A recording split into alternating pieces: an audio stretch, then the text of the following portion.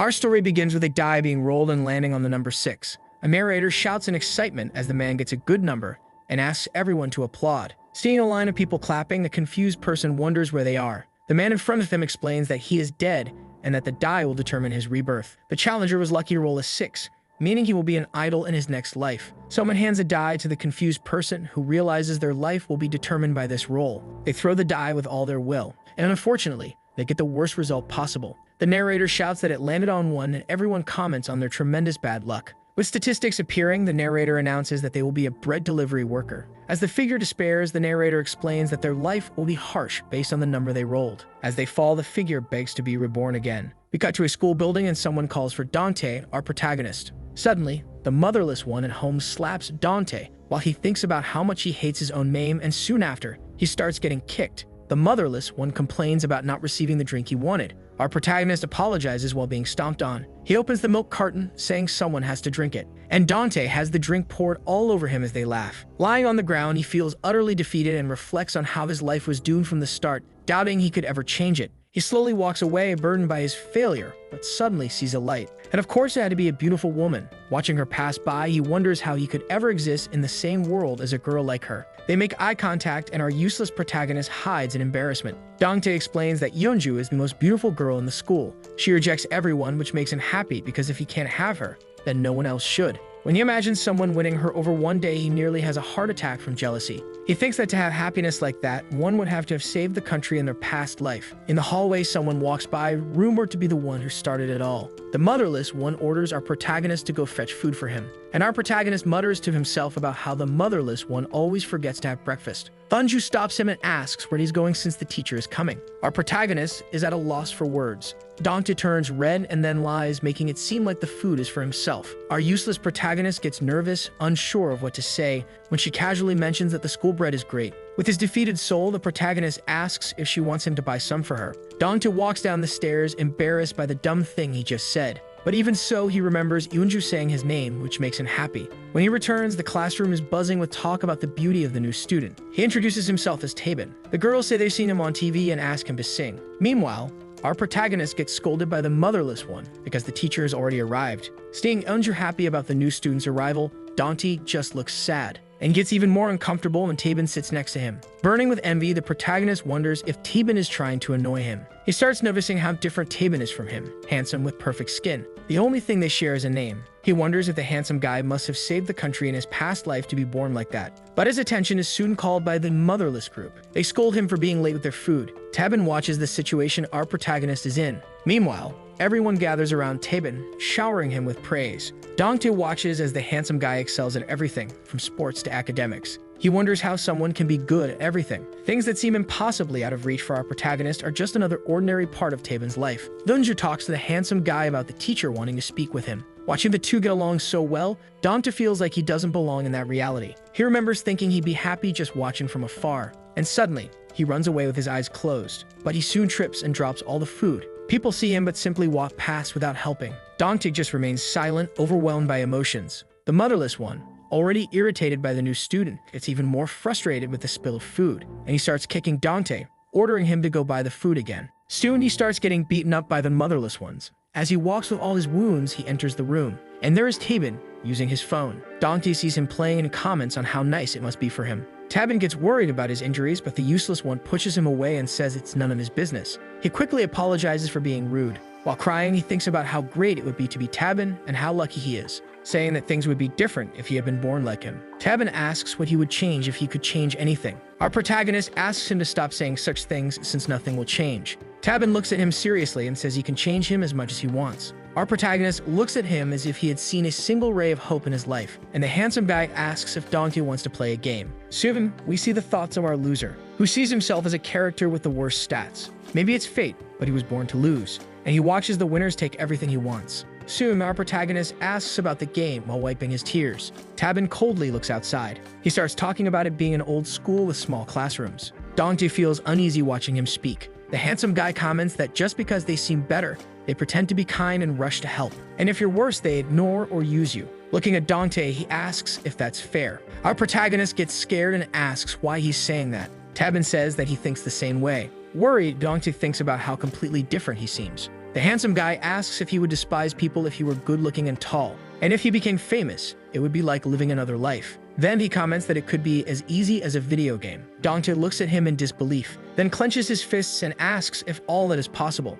Taeban asks if he would believe it. Our protagonist simply questions how he could do it. Suddenly, Yeonju enters, saying her practical class took too long, and she sees the two of them standing there staring at each other. She is surprised to see Dongtae there, and asks about his bruised face. Soon, our unfortunate protagonist realizes that they were bound to meet all the time. Sensing the strange atmosphere, she asks if they were fighting. Taeban forces a fake smile, saying they were just talking. Our protagonist gets irritated by the situation and grabs his backpack, running out of the place, shocking the handsome guy who calls for him to wait. Eunju asks if she came at bad time, but he quickly says everything was fine and that it was nothing. His phone starts vibrating with some messages, and he sees that the mission failed because the bread distributor ran away out of envy. The next message asks if he wants to give up on his mission. Eunju comments on the text on his phone. He replies that everyone plays something these days. Then we see more about the mission, which was to turn a loser into an ally. Below, there's an option to switch the mission to making the most popular girl in school his girlfriend, and he asks Eunju if she would like to go eat. Our protagonist runs while we are shown that everything will begin from now on.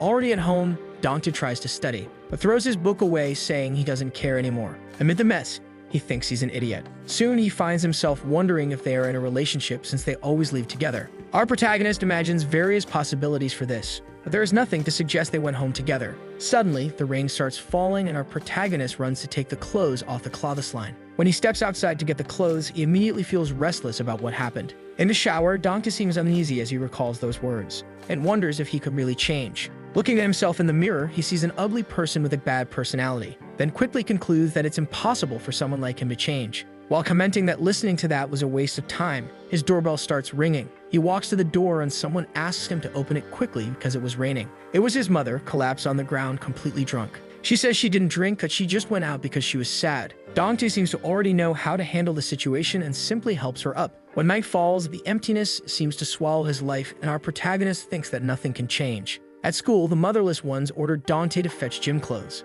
As he goes down the stairs, he comes across Yeonju. Embarrassed by what happened yesterday, he just greets her. But Yeonju asks him to wait, and she asked about yesterday because she was really worried, while our useless protagonist hides in the corner, dying of embarrassment. She questions him about his injuries, wondering if he fought with Taeban, and she worries that she might have caused it. Our useless protagonist says it's no one's fault, and as for the injuries, he simply tripped. He just thanks her for worrying about him. Dongtae looks at his future motivation for going to the gym as if she were a light in the middle of his sad life. At the same time, he feels out of place because he can now talk to the girl of his dreams. He looks down, too nervous. Our protagonist even tries to say something, but the words don't come out right, and just as he is about to ask if she was going somewhere, someone suddenly shouts that a fight is happening, and some students comment that the motherless group is going to beat up Taeban. They quickly get confused by the sudden news, but Yeonju immediately runs off to help him. When the protagonist tries to run after her, he slips and falls to the ground like a sack of potatoes. But he gets up, nearly in tears, worried about what might be happening. The news of the fight starts spreading through the school and everyone is talking about it.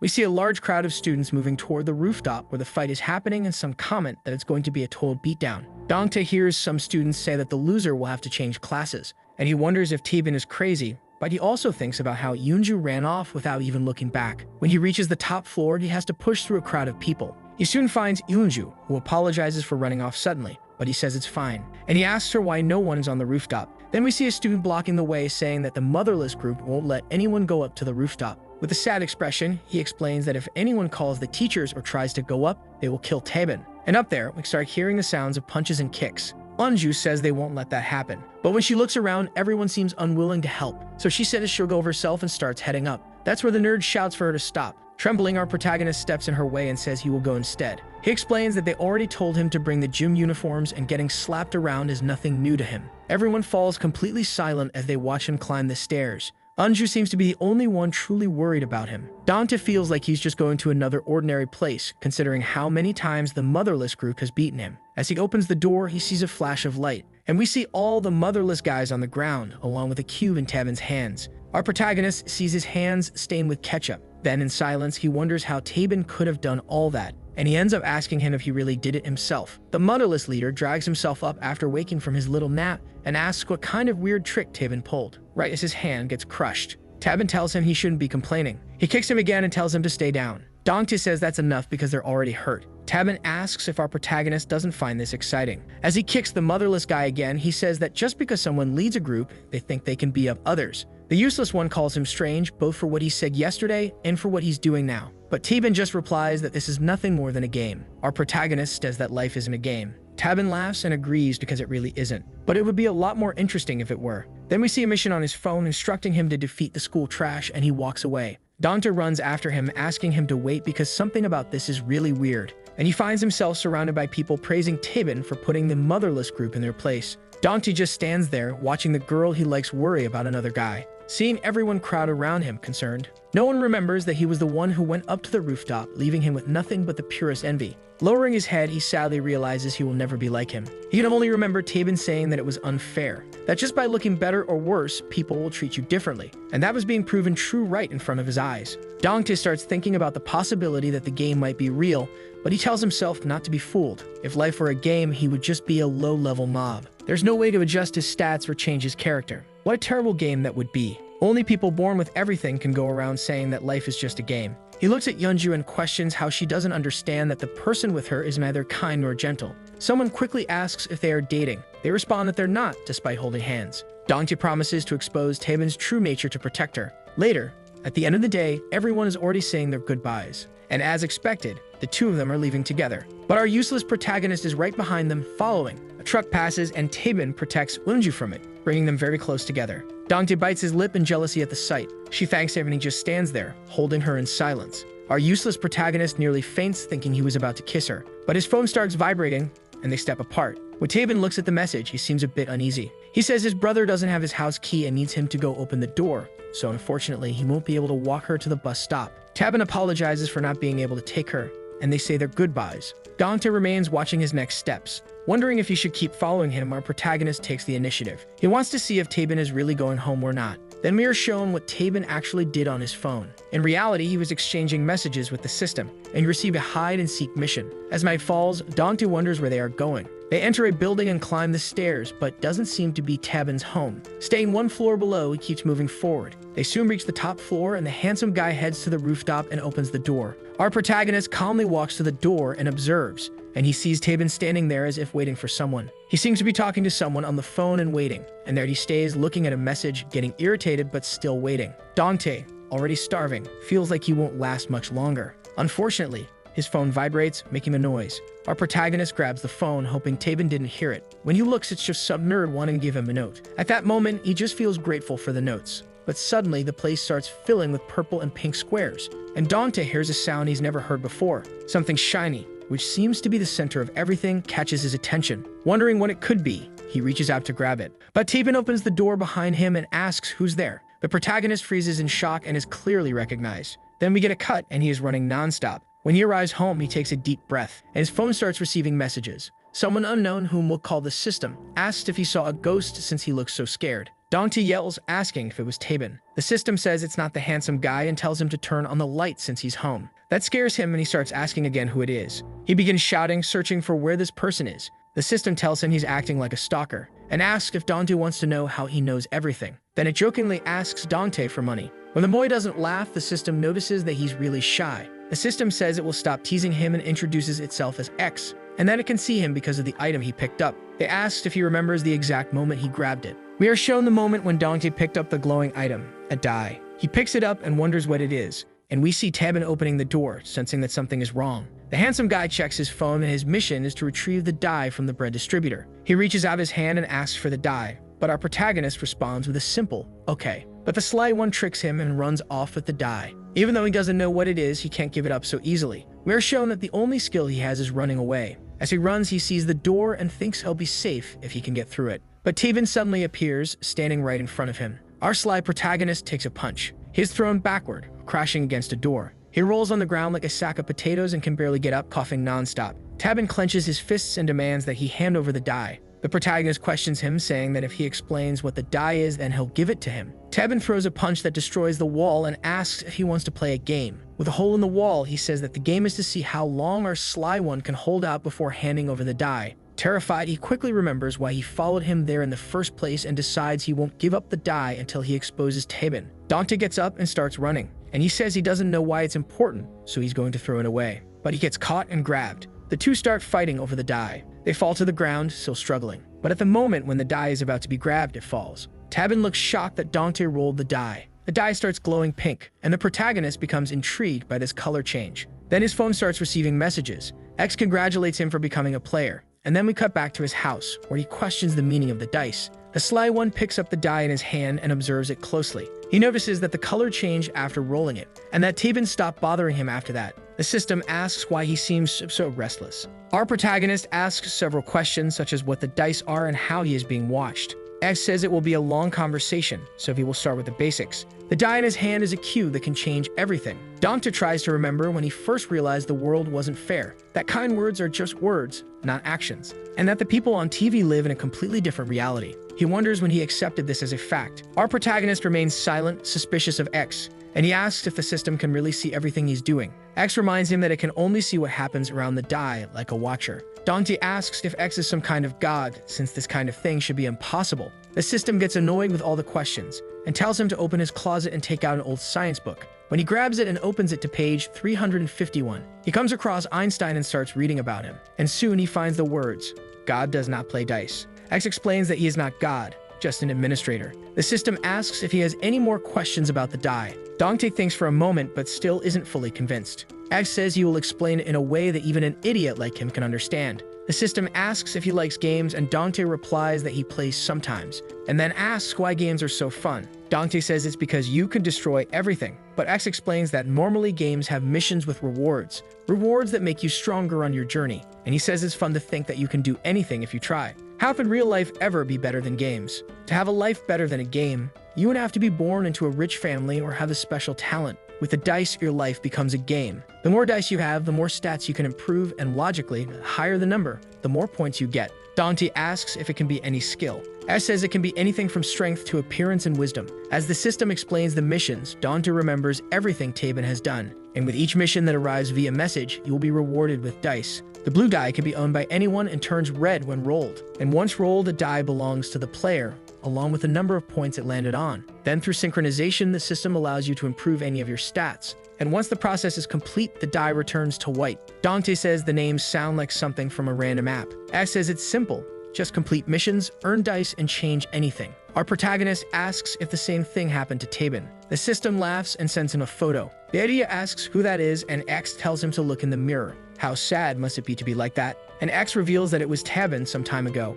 He asks when Tabin started collecting dice, and X says it was shortly before he transferred. Dante thinks it's absurd since Yeonju doesn't know anything about it. Strange noises start coming from his door, and soon he begins helping his drunk mother get up. Later, the system asks if he is going to synchronize the die or if he's going to back out halfway. He could even become better than Tabin. Dante holds the die but tries to resist using it. Since all of this can't be explained so easily, he thinks about Yeonju, and he declares that he's going to use the die. That night, after using the dice for the first time, he collected more during the holiday and over the weekend. Our sly one comments on how easy the missions are, like taking out the trash. And thanks to them, he has become more handsome and intelligent. With a happy feeling as if cheating in the game of life, when Monday arrives, Dante walks to school in the rain, wondering what people will think of him. As soon as he opens the door, one of the motherless ones immediately orders him to go fetch a drink. But when he turns around, he is surprised. Everyone in the classroom starts asking what happened, and if this person is really the useless one. As our protagonist walks to his seat, everyone comments on how he even looks taller. One of the motherless ones slaps another on the head. They know it's still him, but they seem intimidated. Motherless Jr. steps forward and starts asking if he's wearing insoles or something. The leader of the motherless ones also asks what he did to his skin. And when Dante doesn't answer, they ask if he's scared. Looking down at them, he realizes they don't seem as threatening anymore. Observing the bruise on his arm, he finds them ridiculous. What once caused him overwhelming fear now seems like nothing. As our protagonist clenches his fists, thinking of standing up to them, one of the motherless ones suddenly intimidates him, and he instantly returns to being afraid. He quickly remembers that he only upgraded his appearance and physique, and regrets not choosing at least some strength. He quickly grabs his backpack and asks if they only want 3 sodas, and our useless protagonist runs off to get them. As he passes by, everyone notices how much he has changed, and Dante recalls how he has always been just a bread distributor at this school. He runs with them, thinking about which attribute to upgrade next. He quickly hands them over and says he bought cheese bread since there wasn't enough soda. The motherless one looks at him with complete disdain. and grabs him, accusing him of doing it on purpose. He quickly notices people murmuring, realizing he's no longer invisible. The motherless one snatches the bag from him and lets it go. He complains that Dante does everything wrong and says they need to replace him, calling for Byungchul. Our nerd panics upon hearing his name mentioned, and the motherless one announces that from now on, Byungchul will be the one to buy things, as he was somewhat close to the protagonist. While the nerd desperately tries to escape this, Dante is dismissed from his position. Suddenly, someone arrives and asks him how he got so tall. Then another person comes, asking about his freckles. Soon he is flooded with positive comments, just as he had always dreamed. For a moment, he feels proud, as he has never received this kind of attention before. But he can't be completely happy, because the focus quickly shifts to someone else. A girl says she must have deleted his number and asks for it again. He can't wait for Yeonju to return from her rehearsal and see him. The moment she opens the door, our protagonist seems delighted. But soon he feels uncomfortable because Taebin is right behind her. Dante glares at him, making sure he understands that he's no longer the only dice player. Meanwhile, Yeonju is surprised by how much our useless protagonist has changed. She immediately starts asking about his height and what he did over the weekend.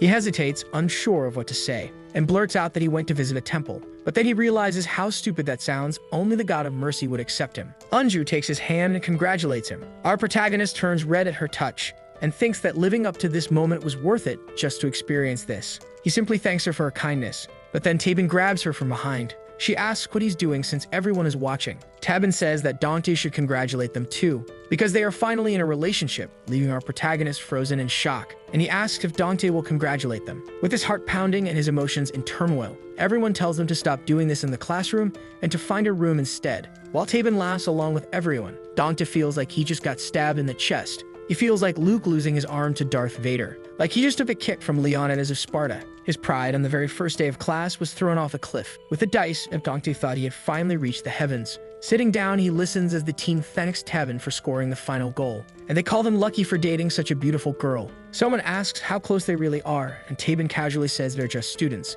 The others start teasing, saying they must have kissed, and he quickly leaves with people assuming he's just embarrassed. As he walks away, he exchanges a glance with Dante, smiling smugly, and that instantly enrages our protagonist. Dante stands up and starts calling for the system, saying, "Hey." X responds that he already said his name and it's not "Hey," and he asks if he could take points from someone else. The system says that's a really strange idea since points are usually used to improve one's own stats. He asked about going back in time, erasing someone's memories, or even breaking up couples. The system asks if he's really that upset about what's happening. Dante demands a new mission immediately because he needs dice. The system says it's busy reading a book and tells him to call back later. Our protagonist looks like he's about to have a full-blown rage attack after hearing that. He says that Taebin also used the dice to become handsome, so how could someone like him end up with Yeonju? On his first day, Dante didn't know anyone at his new school, but Yeonju started talking to him since they had come from the same middle school. He blushed when she spoke to him. Later, he was kicked around by the motherless group. Walking to the music room, he watched her sing, and he just stood there in complete silence,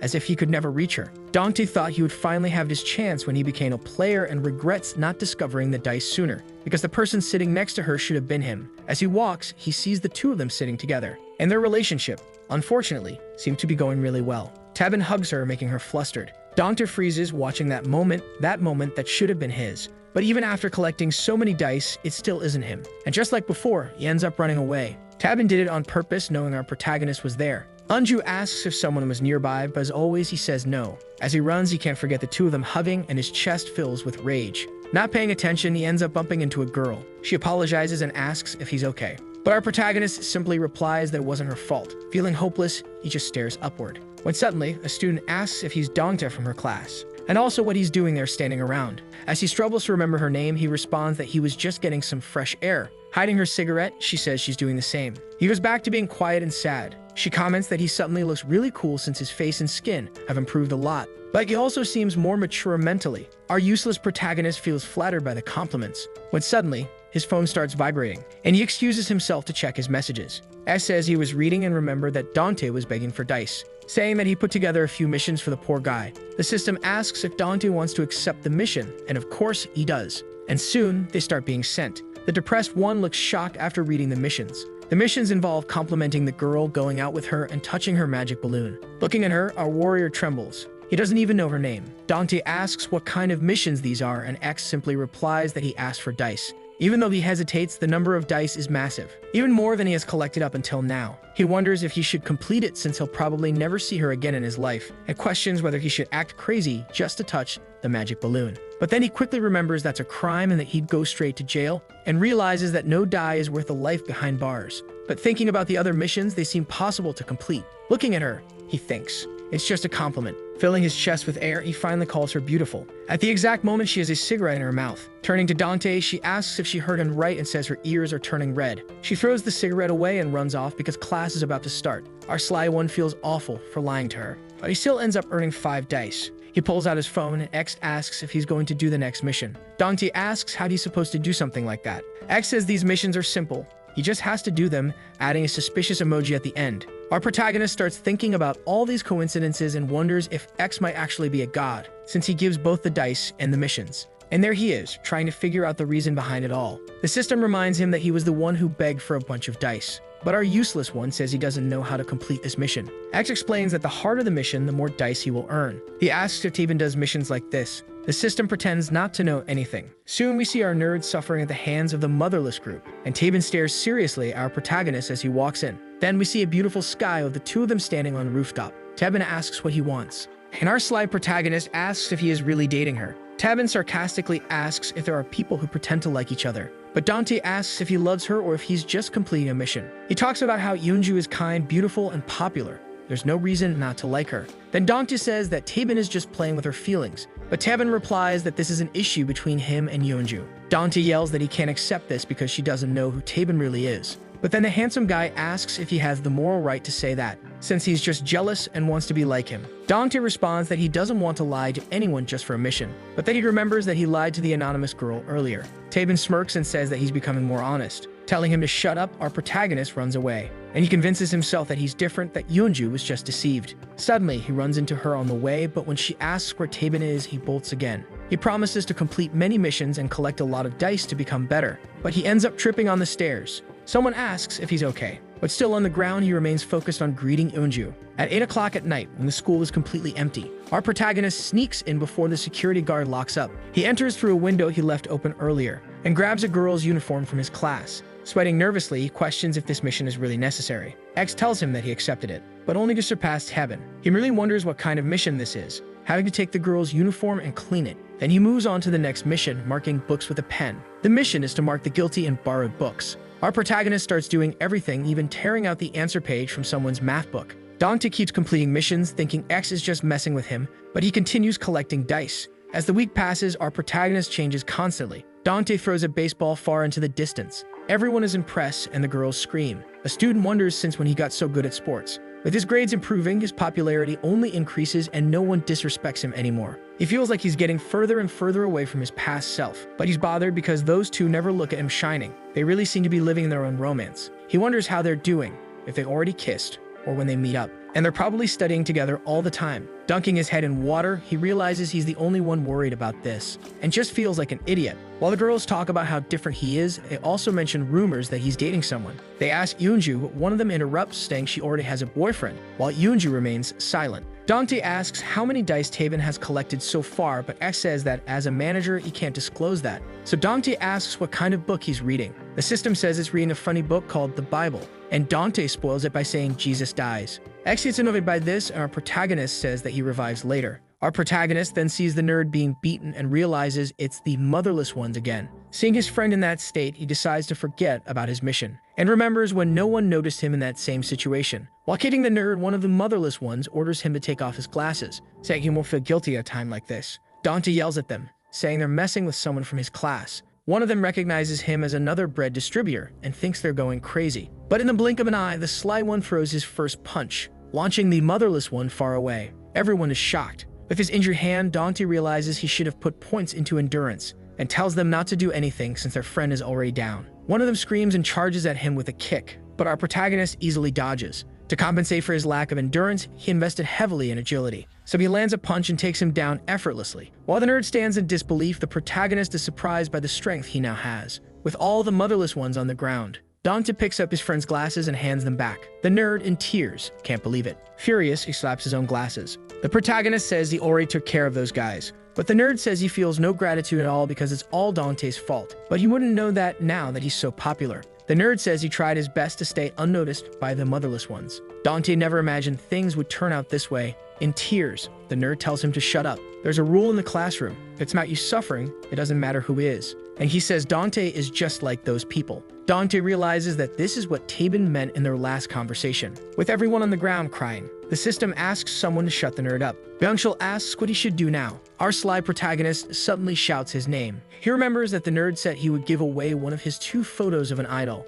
As he stands there, he doesn't seem to understand anything. The protagonist throws a die in his direction. He catches it, staring intently at the glowing die. X freaks out, asking what the hell he's doing. The sly one smiles and congratulates him on his good catch. By nightfall, our protagonist is on the rooftop. As his clothes sway in the wind, he asks X if he's reading something, and if the nerd rolled the die he received. Counting their new player, they now have 3 known players, so he asks how many are out there. But the system just gives the same vague response to all his questions. He gets irritated and asks if X is mad just because he gave a die to a friend. X says he isn't upset, but rather busy, since he has to take care of all the players. No player wants their identity revealed because it would be problematic if ordinary people found out, so he won't say anything. He asks if Dante is happy with that, and why he gave the die to that kid. Our protagonist looks at that question, but he doesn't remember why. He's sure he had a good reason for giving it away, and sarcastically, X tells him to increase his intelligence stat. Our protagonist just laughs at the joke. While looking at the horizon, he says he just wanted to give the die because he knows what it's like to be just a bread delivery boy. X warns that the nerd might spread the game, but Dante says that's impossible since it would ruin his advantage of being one of the few players. He says X is asking too many questions about the die. The system says everything could have been better. Our protagonist doesn't understand at the moment, but he thinks things will get more interesting. At school, everyone seems to be talking normally. As the protagonist walks by, he hears the motherless group complaining that the nerd hasn't arrived yet. Dante figures he might have stayed up late thinking about which stat to increase. He imagines the possibilities. Maybe the nerd became handsome or even good at sports. When he opens the door, our protagonist looks straight ahead, already knowing who just arrived. The nerd who walks in looks the same as always, still staring at the ground with a frightened look. He wonders if Byung-chul leveled up something different. As he watches him walk like the same sad kid as before, he thinks about the sadness in his expression and whether he didn't know how to use the dice properly. As he sits down, our protagonist realizes he'll have to ask him. But as he stands up, he sees the motherless one already picking on the nerd. The guy takes the nerd's notebook and says some students from another class are looking for him. Byung-chul demands he give his notes back. The motherless one throws the notebook on the ground and asks if it's dirty now that he switched classes. Looking at the nerd's head, he says he sees a gray hair, and when there's one, it should be pulled out. He grabs his hair and yanks some strands out while the others laugh. With his head down, the nerd weakly asks him to stop, but the guy keeps going, saying he pulled out the wrong strand. The protagonist looks at the scene with disgust. He clenches his fists in rage. As the motherless one continues pulling, he says he'll get the right one this time. The moment he pulls, Byung-chul snaps in anger. He raises his hand and yells, telling him to stop before landing a punch on the motherless one's ribs, breaking them. The guy is sent flying across the classroom, crashing into the chairs before hitting the wall. Everyone in the room watches in stunned silence, from our protagonist to the background characters. Then we see the nerd standing up from his seat, and the motherless one lying completely wrecked on the floor. As the others start shouting, some talk about calling the ambulance. While everyone rushes out to get a teacher, Dante just stands there, still completely silent, watching the nerd smile after doing that. Still smiling, he turns and thanks our protagonist for giving him that power. Still shocked at what he just did, he asks if this is what it feels like to feel good. As we see Dante frozen in disbelief, the nerd is just happy that he will never have to obey anyone again. And he turns to our protagonist, finally considering him a true friend. As the nerd walks away slowly, Anju looks at him, confused and scared. Some people stand frozen, while others rush to help the motherless one. But as Byung-chul walks past, no one moves a finger or says anything to him. The boy on the ground is helped up by his friends, coughing weakly.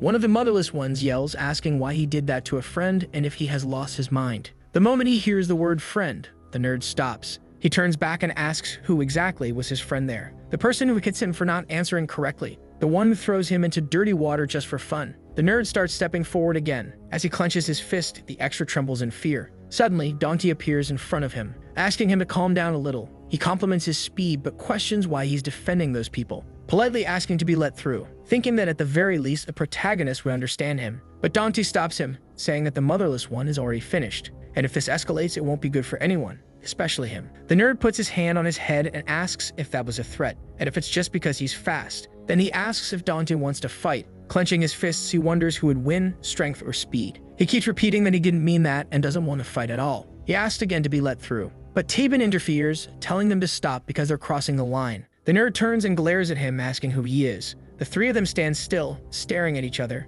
because even the slightest movement could trigger a fight. However, the teacher suddenly arrives, asking what's going on, and rushes to help the motherless one. Byung-chul seems restless when suddenly his arm pulses. He immediately clutches it, clearly in pain. Then he dashes out of the classroom. Our protagonist tries to go after him, but Tabin grabs his hand, stopping him, and asks if he gave the die to the nerd. While he questions why Dante would do that, our protagonist overhears students calling an ambulance for the motherless one. Nervously, Dante insists that the nerd isn't like that he was probably just overwhelmed by everything. Still in shock over the situation, he thinks that he didn't give him the die for this. Tabin pressures him, asking if he's going to start handing out stolen dice like charity now. With force, our protagonist yanks his hand away and tells Tabin to stop being selfish, since he also became a dice player just the same. Then he takes off running again, rushing through the school searching for Byung-chul. Suddenly, through the crack of a door, he spots the nerd curled up and seemingly in great pain. Our protagonist knocks on the door, saying that he finally found him. The nerd flinches, startled, and turns around. He looks at our protagonist with a desperate expression, while holding onto his left arm, which clearly doesn't look okay. Dante asks what happened and if his arm will be alright. The nerd replies that it's nothing and lowers his head. Then he asks how, in just one day, Dante gained all that strength, and if he spent the entire night collecting dice. Byung-chul suddenly bursts into laughter. Then he reaches into his pocket and tosses 6 dice onto the desk, stating that he gathered that amount in just one night. Our protagonist is stunned, because that shouldn't be enough to gain that much strength. The nerd laughs and says that Dante really knows nothing about dice, and that's why he only used them for his looks. Byung-chul explains that at first he thought it was all fake. After all, how could a magical die be real? But he was shocked to find out it was true the moment he rolled it, and he wonders, what exactly is this magical die? Because it's driving him crazy. With this power, they could completely change the laws of nature and human existence. He keeps questioning in different ways if it's possible to prove this ability through science. That's why he ran tests, experimented, and gathered some data about certain dice. X chimes in saying that, theoretically, you can enhance any ability you want. You can completely surpass the limits of the human race, or not. If you increase human endurance enough, you could deflect bullets. And with no limits, how many meters could you jump with your bare hands? Could you stop a speeding car? The nerd, lost in thought, relentlessly questions, what are the true limits? Byung-chul seems to be completely mesmerized as he talks about the subject, and he explains that the easiest thing to test at the moment was strength, so he used a contact tester to provide data for his research. He discovered something interesting, because the more you concentrate on a skill, the greater the change. Compared to using dice on the entire body, if you focus them only on your arms or the palm of your hand, the difference in strength is enormous. You could call it a restricted amplification to a specific part of the body. That's why his right arm doesn't look much different from his left arm. But when he presses down on the desk in front of him, he completely crushes the wood, proving that his left arm is on a completely different level in terms of strength. Holding a piece of the shattered wood, he crumbles it in his hand. Dante asks if that wouldn't be harmful to his body. The nerd says it does seem pretty unbalanced, and it's more like a potential energy that he can tap into, making him invincible. The protagonist asks what would happen if he increased the skill even more. And the nerd says that now that he thinks about it, he's having all kinds of new ideas. He stays silent, seeming uncertain about all this new information regarding dice. Byung-chul starts thinking again, if he can exceed human limitations, he might reach something that no one has ever dreamed of having, like telekinesis or telepathy. Our protagonist is completely amazed that he even mentions psychic powers and looks at him asking if, for example, the nerd could actually do that. And unfortunately, he responds that he can't. But he explains that he can't yet, but someday he might get there. He says he tried using dice to obtain psychic abilities, and when he rolled one of his dice, X asked which skill he wanted to level up. The sly one said he wanted the ability to see through things, for profit of course. But an error occurred when trying to upgrade that particular skill. He says that what X told him left him completely shocked. He pulls out his phone and shows a message explaining that the skill he requested has not yet been unlocked in the skill tree. Our protagonist widens his eyes, surprised by the message. Byung-chul is happy to know that it wasn't impossible, just not available yet. Just like a child who has never walked but suddenly becomes able to run, or a person who has never ridden a bike but starts riding perfectly using dice, they can do things they never thought possible. It's just a matter of uncovering the secrets of how to achieve it and making the dice grant them psychic abilities, for example. When they arrive, they see an ambulance with its sirens blaring. The protagonist watches through the crack of a window. Soon, the nerd asks him what kind of missions he has completed so far. Our protagonist feels a bit embarrassed. Remembering everything he's done, he just responds that they were normal missions. The nerd asks if they were related to math or hacking, but Dante says he's never done anything like that. As if he's reaching a conclusion, a girl appears and tells the teacher that they were in the classroom. The genius explains that missions are different for each player, just like how different races in games start in different locations. Everything happens according to X's will. Dante turns when he hears him talk about overcoming this obstacle. He quickly leaves when he sees that everyone is arriving in the classroom. Outside the school, we see a beautiful sky, and the protagonist walks while thinking about how things reached this point, because all he wanted was to help his friend who had suffered so much. He remembers Byung-chul's gratitude for receiving the die. After all this, he's not sure if he really helped him, and he wonders how Byung-chul felt after hearing and seeing all those things. Now that he stops to analyze it, he realizes he never got the photos. As he walks, he recalls that his friend was suspended, since even if the teachers don't believe what happened, there's no way so many students could be lying. He makes a strange face while typing on his phone. In the message, he tells his dear friend not to do anything reckless and that he'll take notes for him. With his phone vibrating on a table, we see that his house is in complete chaos after the news of his 3-day suspension. His father says that this will affect his grades. His parents start blaming each other for how they raised him. As a plate falls to the ground, his mother yells that all his father cares about is money and not the family. Byung-chul seems bored in his room as he listens to everything, thinking that everyone just tries to be normal without considering anything else. Then he starts typing, completely focused. As he writes, he says that with the dice, someone like him could dominate the world, for example, instead of following this normal and boring life. As night falls, we see our protagonist building, and there he is, worried about his friend and frustrated that he's not responding, wondering if the nerd is really trying to gain powers. In a thought, we see a host calling a guest to the stage. The audience is thrilled to hear that someone will showcase psychic powers. Then the nerd appears, dressed like a monk, now showing that he can float with his powers. In an interview, the hosts ask the next person to introduce themselves. That's when our protagonist steps up and says he can levitate objects, and they ask him to demonstrate. In brief and sarcastic thought, he manages to lift something. Back in reality, he realizes that powers like that are completely useless in the real world. What the dice allow him to enhance is already great. His phone vibrates and he thinks it's his friend, but it's X saying that they are there with him. Our protagonist says that she's noisy. The system asks why he's so down since he was doing great with all the girls texting him. X starts reading off some of the messages, some of which are pretty embarrassing, and Dante tells her not to look at other people's messages. But soon, she brings up Yeonju. The protagonist says that Yeonju isn't the type to send messages. He asks if his friend will be okay and if it's really possible to do that kind of thing with a dice. But X says they are just a GM and can't say, saying that as long as the rules aren't broken, everything will be fine, and that just as some seek beauty, others seek power. Their goal is simply to observe all the players, watching their ambitions and achievements. Dante wonders what the handsome guy wished for with his dice. Meanwhile, the nerd is deep in his research. He wakes up to strange noises around the house. Someone has arrived. His mother informs him that a classmate is here to see him. Curious, he turns to go meet them. Looking at the moon, he sees that it's Tabin. The nerd walks down the stairs and stops the moment he sees him, clenching his fists as soon as he spots him. He demands to know why he's here. The handsome guy tells him not to worry about his visit, explaining that no one likes when things get this big, much less drawing attention, and he asks him to go somewhere quieter and more secluded. In the heavy rain, we hear loud rumbles as a scene from a year ago begins to unfold. As the elevator doors open, we see a boy crying, lost in his thoughts,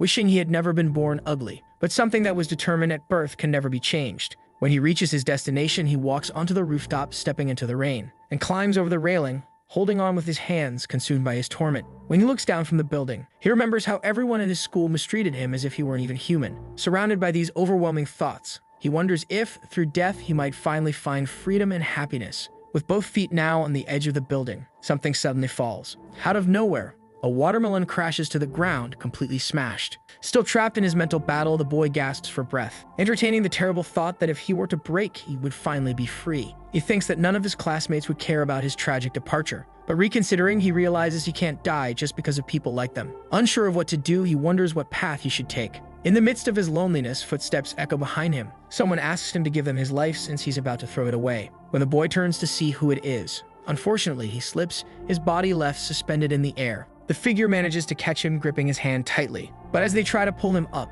the boy starts struggling, trying to let himself fall. His shoe slips off and drops from the building. He looks at the sheer height of the fall. Tears start streaming down his face as he finally begs to be saved. The hooded figure tells him that today he has died. The boy cries, his eyes overflowing with emotions. But the person explains that he has also been reborn, pulling him back up onto the rooftop of the towering building. Lying on the ground, the boy is still overwhelmed by his turmoil. The person tells him happy birthday, with his gift in hand, a die. We see the glowing die marking the beginning of a new story for the boy. He also seems to realize just by looking at it that his life will change the moment he picks it up. Looking at the large moon in the sky, Tabin stands there, watching from a distance. The nerd asks him about the place and why he had to turn off his phone just to talk to him. The handsome one stays strangely quiet, observing the area. But he says this place is good for watching. And now with the phone off or without cameras, X won't be able to see or hear their conversations. He says he just wanted to check something. Byung-chul gets annoyed that he called him out here just for that, but says that he also wants to check something with Tabin. Then the nerd suddenly lunges at him and throws a powerful punch in his direction. But Tabin dodges and the wall behind him shatters on impact. The handsome one gets a cut on his cheek, and the nerd's hand continues destroying everything in its path, but Tabin keeps dodging. Looking ahead, he spots an opening, and immediately lands a solid kick on his opponent, which sends Byung-chul flying and ends up breaking his arm. He asks why this is happening, and the nerd simply confirms that Tabin is also a player. Our genius connects the dots. Tabin's arrival, Dante suddenly becoming handsome, meaning it's highly likely that Tabin gave the dice to the protagonist. Clenching his fists, he wonders how much his abilities have been upgraded. Preparing another powerful punch, he says he needs to know his real strength. Tabin smirks, thinking this guy is just crazy. Our nerd shouts, asking if Tabin has supernatural powers. Tabin looks confused by the question. Byung-chul explains that X only said the abilities weren't unlocked yet, and someone like Tabin must have them since he's at a higher level. The handsome one tells him to stop reading so many mangas, because that's impossible. Even if such powers did exist, he wouldn't have a reason to use them. He also points out that the nerd's left arm is in pretty bad shape after using it. He steps forward, betting on whether the nerd will use his powers or not. Tabin calmly watches as his opponent approaches. Byung-chul suddenly leaps into the air to strike him with a punch. A loud explosion-like sound follows. At our protagonist's house, we see him deep in thought, thinking about the dice since he still doesn't know much about them. So he decides to research more about them online. He finds descriptions of how they can be used, and all sorts of board games appear. But then he comes across an old game where rolling a high number meant living a happy life, while rolling a low number meant living a terrible one. From a king to a servant, our protagonist realizes that people from the past aren't so different from those today. Dante remembers his dream from the beginning of the story, and his conversation with X, who isn't God but has surpassed all humans. Then we cut back to the battle with the area completely destroyed. The nerd pulls his hand from the shattered ground. He asks how long the handsome one plans to keep dodging, but he only sees Tabin staggering in front of him. Seeing that fuels his rage, and he prepares another powerful punch, which is effortlessly stopped by Tabin, who pushes him aside, leaving him wide open, with his opponent now sending a massive kick in his direction. Strangely, we cut back to the protagonist, who is discovering more about different types of dice, and that rolling dice can also be considered similar to flipping coins. We see the nerd hitting the ground, severely injured. A coin falls from his pocket and spins, something that might be important later. Tabin slowly approaches him and asks if he wants to stop fighting now. The nerd tells him to shut up, still ready to fight, but unfortunately, his arm reached its limit a while ago, causing him immense pain. Tabin threatens him for his recklessness with the dice, saying that if he keeps going, he'll have his hands ripped off so he can never roll them again. He starts walking away, telling the nerd to stop thinking he's powerful, but Byung-chul asks if he knows anything about X and if they've met before. The handsome one says he doesn't know anything. Our nerd smirks because he knows something that no one else seems to realize about the system. Our protagonist walks, thinking about how days have passed without any messages from his friend or his beloved, only from people who weren't important to the last romantic. He comments on how the classroom feels more peaceful. The only thing different was the 2 empty chairs, but everyone ignored them, and he starts wondering if his friend will really stay quiet about the suspension. Our protagonist watches the happy couple in his class when someone steps in front of him and calls his name. It was the smoker girl asking what he was doing. She invites him for a coffee, and he accepts. They comment that the exams are getting a bit tough and complicated and ask how Dante is doing with his studies. Our cheater says he's studying, but in reality he's just increasing his intelligence using the dice. On a very pleasant day, he orders some food from a store, jumping with joy as he finally holds his own meal in his hands, because until now he had always bought food for others, never for himself. Suddenly, he spots the nerd walking down the street. Without hesitation, our protagonist doesn't waste any time. He says he has to step out for a bit and runs after his friend, stopping in front of the nerd and reminding him that he's still suspended. His friend seems off, so he assures him that he just came to talk. The nerd asks what skills he has leveled up with the dice during this time, and our protagonist admits he focused on intelligence since exams are coming up. Then he asks if Byung-chul is feeling hot wearing those clothes, but the nerd simply says that he has learned something about X. Our protagonist finds that fascinating, but then his other classmates arrive. He tries to talk to the nerd, but with everyone there, his friend says he'll tell him later. The smoker girl teases him for being near the school while suspended, but the protagonist says he's just visiting. He then says goodbye to his friend, telling him he'll see him tomorrow. Once the nerd is alone, he seems strange, with his arm and hand oddly covered. Then he pulls out his phone and sees a new message, and he smiles upon reading that he has a mission. But it's dangerous. His new objective is to set fire to the school. Time passes and it begins to get dark. A few students walk nervously, afraid because they're leaving school late. They comment about rumors of ghosts in the area. Among the bushes, someone is hiding. One of the girls notices and starts to feel scared. They are hidden in the plants. We see the nerd holding a gasoline canister. At home, the protagonist feels uneasy because his friend didn't seem normal in their last conversation. So he quickly gets up from bed and grabs his phone, asking about the time he gave the die to Byung-chul. X had said it was a good idea, but suddenly the screen starts acting weird. He notices that his message is just disappearing. Out of nowhere, his friend knocks on the door and steps inside. Dante asks what he's doing there at this hour, but the nerd only says that his left arm feels different, and as he turns, we see that his arm is falling apart. The protagonist wakes up from this nightmare, feeling restless. He just wants to get some fresh air. He grabs his phone and sees a message from Byung-chul, saying that he has a lot of information to share tomorrow. Dante just stares at the message, realizing there's nothing to do but wait. The nerd walks up the stairs, reflecting on how the world is like a perfect machine that never stops spinning. But everything is so boring, studying, going to college, maybe making money. The dice freed him from that machine, and so as he digs deeper into his research, he uncovers some important secrets. With the gasoline canister in hand, staring at his phone, when the clock strikes exactly midnight, the school bell rings out in all directions. His first mission is complete. After collecting his dice, he is immediately ready for the next objective. The nerd begins pouring gasoline around the school. He gets the idea to enter a classroom and finish there to make it look like an accident, just as the mission instructs. But suddenly, the alarm starts blaring throughout the entire school. Byung-chul didn't know there was such a system, and he starts panicking. As he stumbles over a desk, the gasoline spills everywhere. And just like that, he completes another mission. Still trembling and drenched in sweat, he claims his reward of 7 dice. With only one mission left, he hears the security guard coming up the stairs. Shaking with fear at the thought of getting caught, he grabs a lighter to finish the job. As he lights it, he burns himself from the heat and drops it by accident. Byung-chul says he did everything, even though he never actually lit the fire. But X comments that it looked pretty fake when he dropped the lighter. The security guards start rushing toward the classroom. Our nerd screams, demanding that the system give him the dice immediately. X says he's terrifying and agrees to hand over his reward. The glow appears, and he wastes no time grabbing the dice. Then he bolts out of the room, pulling up his hood. The guards spot him leaving. They shine their lights on him. He immediately sprints away, determined not to be caught. A guard appears at the stairs, blocking his path. He asks who's there, but our nerd is completely frozen in shock. He finds himself in a complicated situation where he doesn't know what to do. Unable to use his left arm and without time to roll the dice, he realizes he needs to hide somehow. Suddenly, the guards lose sight of him and can't tell where the intruder went. But one guard becomes suspicious of a window, with his flashlight pointing toward a bathroom window. He walks around, carefully looking in all directions. But when he reaches the window, he just starts smoking. Next to the window, we see Byung-chul hanging from a pipe. But the pipe doesn't look very stable, and the guard won't leave the window.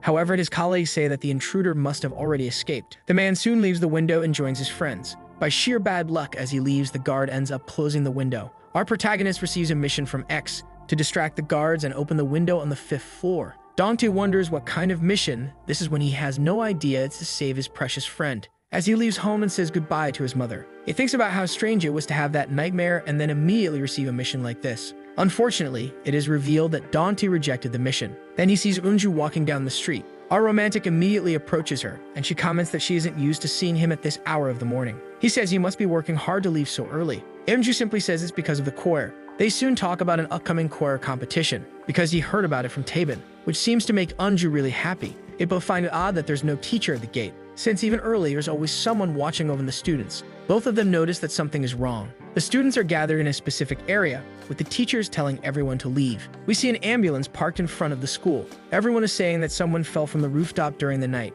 The protagonist immediately connects everything to his mission, and asks Unju to wait right there. Amidst the crowd of students, he pushes forward. After being shoved multiple times, he finally reaches the scene, and his eyes widen in shock. Seeing that in front of him leaves him completely frozen. When Unju catches up and asks what happened, he quickly turns toward her and covers her eyes so she won't see. She asks why he's covering her eyes like that, but Dante simply says he will explain later and that for now, it's better if she doesn't look. And there he stands frozen, staring at his fallen friend on the ground. Some say he jumped from the rooftop at night, but since it's locked, that would be difficult. When our protagonist really focuses, he realizes that his mission was to save his friend. Then we see Byung-chul trying to move from the pipe to the window. And as he jumps, by some luck, he manages to grab onto the window, with his left arm injured and the dice in his pocket. He doesn't seem to find any way out. His left arm starts hurting again. Because of that, our nerd ends up falling. When they cover the victim's body, Dongtae tells Eunju to go to the classroom, and he just starts walking, demanding X tell him why his friend is dead. The system says his death is unfortunate and seems to speak with sarcasm.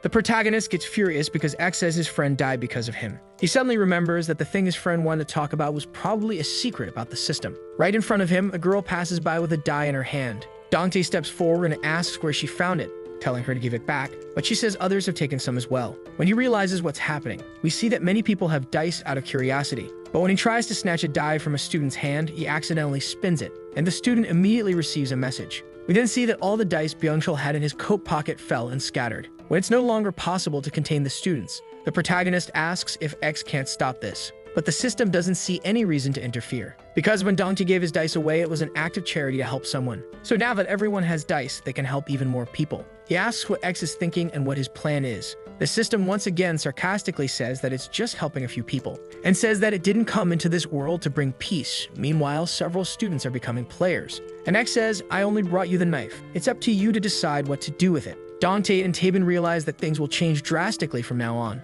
A few days later, the teacher asks everyone to be quiet, because now he's going to announce the test scores. When the first place student scores a perfect 100, everyone applauds. The teacher mentions that there were others who also scored 100. Then he tosses the test papers into the air because everyone had passed with a perfect score. He thanks Dongtae, saying it was all thanks to him. Our protagonist finds it strange to hear that, and sees everyone thanking him for everything. But soon, he begins to feel overwhelmed as he is surrounded by his classmates. Byung-chul appears behind him, stating that he knew he was a true friend. Then suddenly, Dongtae wakes up from yet another nightmare. He runs his hand through his hair, relieved to realize it was just a dream. A new message pops up on his phone, informing him about his best friend's funeral. We see that our protagonist is not okay. He just wants to wake up from this terrible nightmare. Byung-chul's funeral takes place a week after the incident, and unfortunately, his parents found out that he had planned to set fire to the school. Dongtae picks up a white flower to place on his friend's casket, but deep down he knows something is off. Byung-chul was too smart to die like this. He asks X about the mission his friend received at school,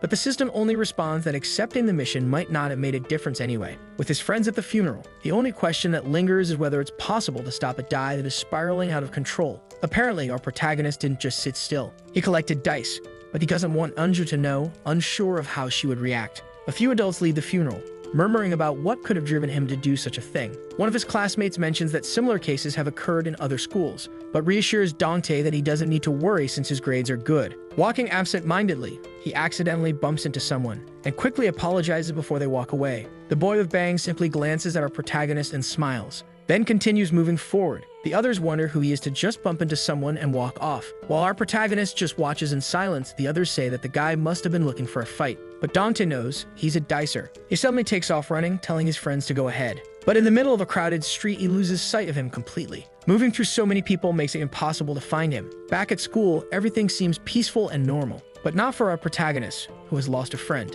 Everyone else seems fine. Students play handball. Others leave in groups to hang out. And as always, school gossip spreads about new couples forming. Meanwhile, a goal was fiercely scored. Some students began to discuss the immense progress of the scorer, but Dongtae didn't give it much thought. After that, he passed by some other students asking someone about his sudden loss of weight, making him speculate that all of this was the power of the dice in action. Our depressed hero kept walking until he reached a classroom with two shadows in it. Dongtae was intrigued by these two familiar faces. The girl wasn't feeling comfortable. Our hero recognized his crush. He speculated that she was arguing with her boyfriend, and so she decided to exit the classroom. Dongtae decided to pretend to bump into her, when suddenly their gazes met, making the young man very nervous. He nervously tried to lie, claiming that he accidentally bumped into her and that it wasn't intentional. Eunju looked at the stuttering, timid young man with a small blush on her face, before putting on a small smile. The girl asked him if he was free, leaving the young man baffled with red cheeks. Meanwhile, on the football field, the ball struck a passing student in the head. This person looked at the ball as it landed on the ground. The shooter politely apologized and asked the student to shoot the ball back to him.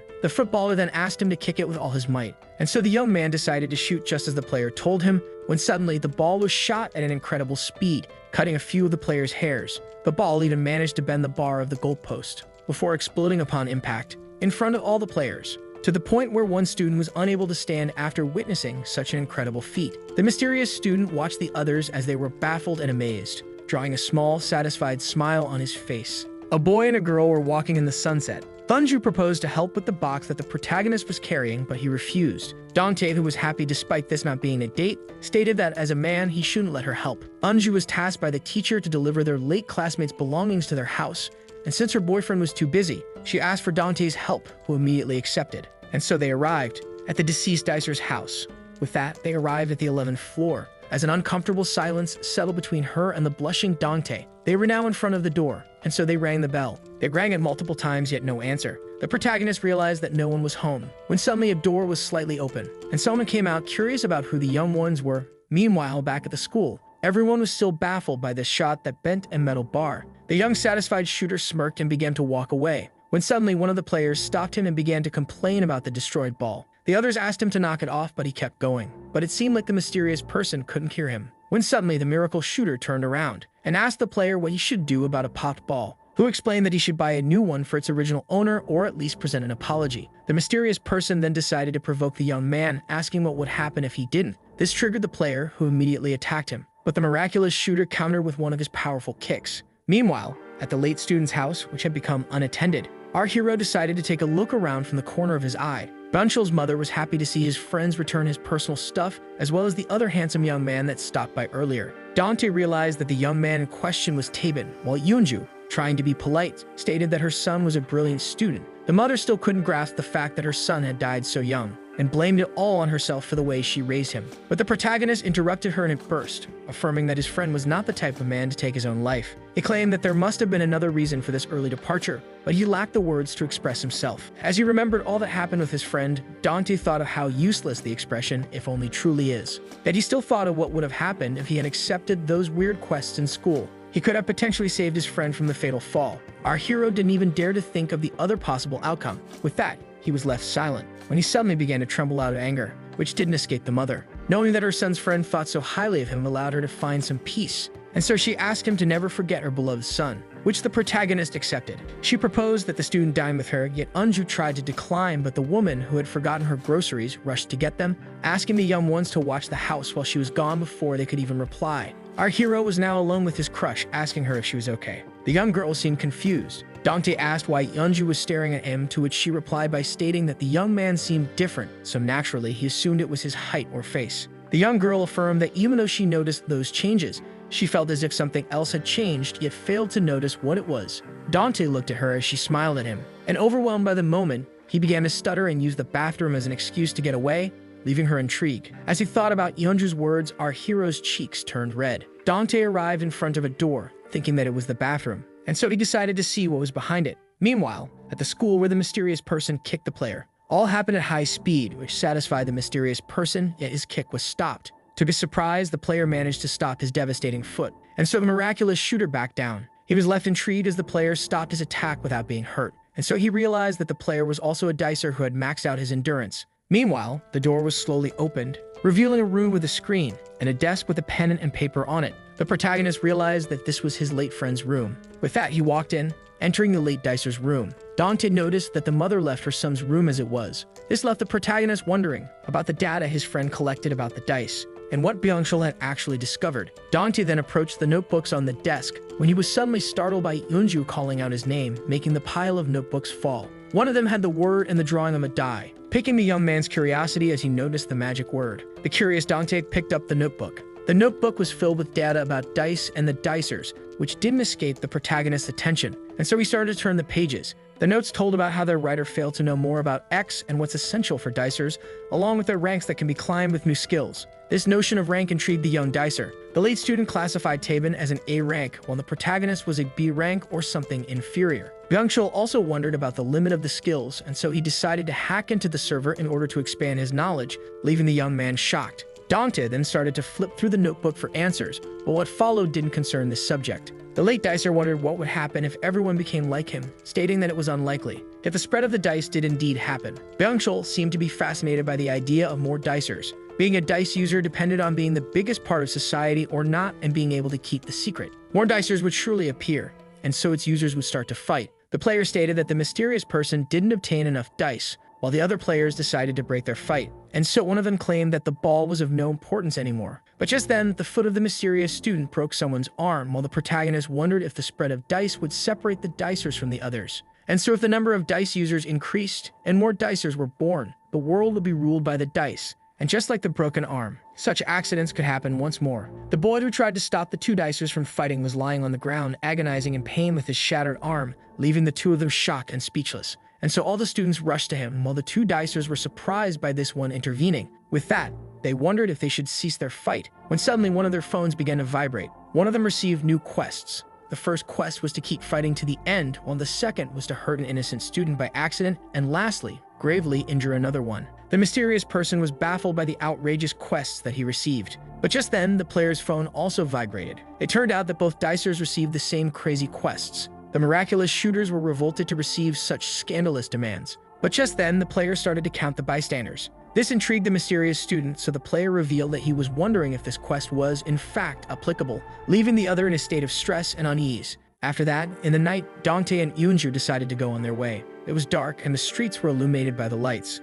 Eunju thanked the protagonist for his help, but Dante shook it off and stated that the late student's mom seemed exhausted. Suddenly, a truck came by, making the blushing protagonist get close to the girl in order to avoid it, and so the truck passed by. Dante then asked Eunju her opinion on a potential world like fiction with superpowers. The girl didn't think that these abilities would be very useful. The protagonist then asked her about a scenario where humans could change their looks, intelligence, and physical abilities to their will, making Eunju think for a while. In the end, she revealed how she believed that people should live with what they have, unlike when she was younger, and how she wanted to work hard with her own qualities. Eunju revealed being curious about this question, so Dante claimed it to be a way to kill time. Yet the girl revealed how wonderful it would be if she could use psychic powers in order to get more time to practice, making the young man ask for permission to watch her competition. But when he proposed to have dinner together after the competition, Eunju politely declined, stating that she would go out with her boyfriend. And so an awkward silence settled. Eunju then insisted on walking on her own, yet the protagonist insisted on accompanying her. But the girl revealed that such kindness would give others the wrong idea, leaving him silent. And so they parted ways, with Dante watching her until she disappeared into the horizon. As he walked away, he thought about Eunju's opinion. That night, the night sky was bright, decorated with stars. With the notebook in hand, our hero admired the view, as this way of life was also challenging for him. Later that same night, Dante texted his crush to make sure she returned safely. The protagonist was unsure of the words to use in his text. After some thinking, our hero found the sentence, and after gathering his courage, sent the text. Dante was happy to see that she quickly responded to his message. Our blushing hero then said that he'd see her the next day at school. Her reply with a good night filled the young man with excitement. Dante couldn't be happier. But just then, he received a text from a different person. Ash was aware that the dicer was disappointed that it was him texting and not the girl, before teasing our hero about it, making him blush in embarrassment. Dante decided to ask X something, piquing his curiosity. At first, he hesitated, but then the protagonist revealed that he had read his late friend's notebook. He then recalled how X stated that he didn't have a problem with dicers unless they broke the rules, which he confirmed. This is why our hero associated his friend's death with him breaking the rules by hacking the game. X then stated that any troublemaker in his game should be immediately removed. The mystery man was surprised to see the protagonist realize that his friend had managed to hack the system. Dante recalled how Branco claimed that there was more to the dice than he knew and how he found something odd written at the end of his notebook. In the end, there was a mysterious note that left him confused. In order for our hero to finally meet X, he would have to become the top dicer. This made our hero think for a while. He then remembered what Eunju said about people living with what they have. Yet if he hadn't become a dicer, it would be possible that Eunju wouldn't have noticed him changing and he wouldn't be able to converse with her. Dante really wanted to know Byung-chul's last message to him. As in the notebook, he mentioned how the dice, once perfected, would allow its user to go beyond human limits. This was his last message. The next day at school, the students began to discuss yesterday's fight. One of the witnesses affirmed that some of the students were hurt and even injured while trying to break up the fight between the two sides. Another student noticed that some of his classmates were missing today, but the witness affirmed seeing something odd, piquing the protagonist's curiosity from afar. He recalled how many students were hurt while trying to stop the fight, when suddenly something shiny appeared. The witness was wondering what this object was and decided to pick it up. This alien object was, in fact, a dice. But when the students asked the witness to show it to them, he claimed to have left it at home. Tabin was also listening from afar, when suddenly, something seemed to have caught his attention. The class door was quickly opened. A student came rushing in, stating that something big was happening. This intrigued the others, and so the student affirmed that some of the girls in the other classroom had become more beautiful. All were intrigued by such news, as the student affirmed that everyone was rushing to see them. As they watched, some students speculated that the three girls' transformation was due to plastic surgery, while others didn't, and jokingly speculated that this was due to a pretinous virus. One of the three girls was pleased by this gossip, but as all went to take a look, one of the students asked the protagonist if he was also going. Our hero declined, thinking of how the number of dicers had quickly increased. The school domain slowly became a terrain for quests. While someone was peacefully using the toilet, someone suddenly slapped his posterior, startling the poor student as the slapper was only fulfilling his quest. A girl was busy on her phone, sending a fake message about how she was a runaway in Seoul with no money, asking people to download an app called The Righteous to see her profile, contact, and pictures. But when someone asked her about what she was doing, she refused to reply as she was trying to get 50 followers for a quest. On the other hand, someone locked his friend in the warehouse for dice, while others began to bully someone as everyone was obsessed with completing extra requests. At sunset, a public announcement was made to talk about the penalty game between students, and as it was made, a young boy continued to walk down the hallway with a bag in hand, ready to enter a classroom, when suddenly someone stopped him from entering. The one guarding the door asked what he wanted, making the young boy stutter, as he had heard of a student that was giving out dice, and so the guard grabbed the bag to see what he was willing to offer. With that, precious items along with money fell to the ground. The guard then smacked the young boy on the head as he had shamelessly stolen these objects from his sister. Yet someone from inside decided to grant him access out of kindness, and so the young boy was finally inside the classroom. The mysterious student asked him about his business with him. The boy stated that he was here to become a dicer, as all his classmates already were, yet no one agreed to give him a die. This made the student giggle. The player from before, who accepted to give him dice, welcomed this boy into his family. The word family intrigued the boy, leaving him startled, as all the members of the family were looking at him. Suddenly, his bag was snatched from him for examination. The boy brought money, a gaming console, along with 2 checks and fake watches. The examiners also found a ring and a silver necklace.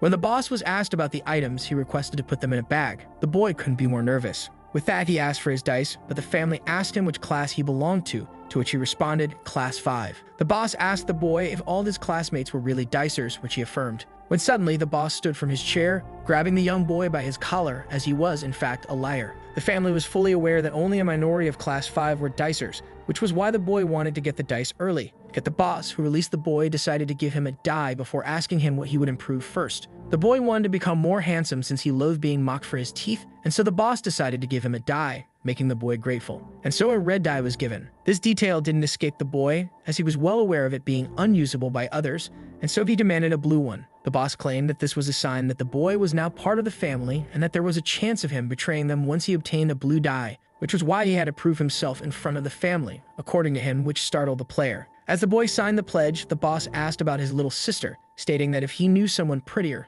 to bring her to him. The boy would have to do this or bring something valuable to pass his loyalty trial. With that, he exited the classroom. The dicer Eddie faced before asked about the boss's purpose for all this, to which he claimed that they could be beneficial, stating that he was giving them quests like X since multiple pawns increased his winning odds. The boss also mocked the boy's goal, wondering if he could actually satisfy those who wanted to be dicers. The next day, the sun shone brightly. A phone was held by its frustrated owner, as our hero didn't know how to climb the ranks, speculating that he needed more dice. Dante began to think. The quests became different after fulfilling a certain number of them. They also began to extend as the number of dicers increased. Dante was able to snatch some dice from students with his agility, when suddenly a shouting voice was heard. It was the 3 girls who had suddenly become pretty. Our hero noticed that the quests were being quickly completed when a new one showed up. Dante was certain he would be able to reach the roof before everyone else. Meanwhile, the boy was feeling uneasy as he recalled the past events preventing him from obtaining a die, making him think about when he would really become a dicer. The boy expected to become a dicer early, yet now he had to bring a pretty girl to the family. He then stumbled upon someone carrying a pile of books, and so he apologized for unintentionally knocking over the book carrier. With that, he checked on her. Yeonju affirmed that no harm was done. The boy then discovered that the girl was transporting the books to the chorus classroom before anyone arrived. After hearing this, the boy decided to assist her. Even though she tried to decline, he snatched the pile from her, stating that a man should carry them. And so the boy headed to the chorus classroom with Yeonju, who grew a bit tense. Someone was running, finally reaching the top of the stairs. Dante opened the door, happy to be the first on the roof. Yet he wasn't. Taben had already collected the dice. The protagonist was left disappointed as the boy smirked with pride. The 2 dicers looked at each other in silence, until Taben declared that he had something to say. Meanwhile, Yeonju and the boy arrived at the music room. The girl was really thankful for his help. The boy was uneasy, but just when the girl was about to thank him, something caught her attention, as he locked the door, leaving her intrigued and uneasy. The boy revealed that he found her really beautiful. Yeonju was confused, as the boy stuttered. He asked her if she was a dicer. Even if Taven had something to say, the protagonist didn't care and decided to leave as he congratulated him on arriving first, but Taben wasn't done. Dante's curiosity was piqued when the first dicer stated that fights were going to happen between the newly formed groups of dicers and that he needed his help to contain the dice. Taben stated that the protagonist should help him since it was his doing, yet Dante stated that there was no need since the dicers most likely improved their lives, The protagonist then stated that people should be happy now, like Tabin, who was transformed by the dice. But just then, the protagonist noticed someone running toward him. With that, he was able to evade Tabin's surprise punch. The confused Dante asked about this sudden reaction, annoying Tabin, who stated that there was no point in explaining since he couldn't grasp the gravity of the situation as he prepared for a round kick. But just as the protagonist evaded, the first dicer claimed that he couldn't start all over because of him, intriguing the protagonist. Our hero managed to block the next kick and gain some distance. Tabin asked his classmate if he was still in love with his girlfriend, to which he didn't respond. This silence was the only confirmation the A-rank dicer needed. He explained that Yeonju was still unaware of dicers. If the community expanded, she would soon find out that Dante was a part of it, and so he asked him if he would mind. Meanwhile, back in the music classroom, Yeonju was intrigued by the word dicer. The boy explained that dicer referred to a person in possession of an abnormal dice that lets him enhance his physique and intellect, but Yeonju affirmed that she didn't know about it. That he didn't believe her, as it was very trendy in school, seeing how everyone began to improve. But just as the girl recalled all the odd events, the boy realized that she wasn't lying, and began to panic once he realized that she didn't have any dice, and suddenly pushed her. With that, Yeonju fell to the ground. Filled with regret, the boy apologized for his sudden burst. Eunju was now lying on the ground, with the boy looking at her with a blush on his face. Just then, Dante and Tabin each received a notification. A new quest was available. Back in the music room, the boy decided to offer the pretty Eunju to the family in order to obtain a dice. But just as he asked her to stay here, she grabbed the book pile to stop him, throwing on his head, making him release a scream in pain. And so the boy in pain grabbed the poor girl's foot, leaving her terrified. Back to the dicers, a new quest appeared, consisting of saving a girl from a boy in the music classroom. Dante speculated that the girl in question might be his crush,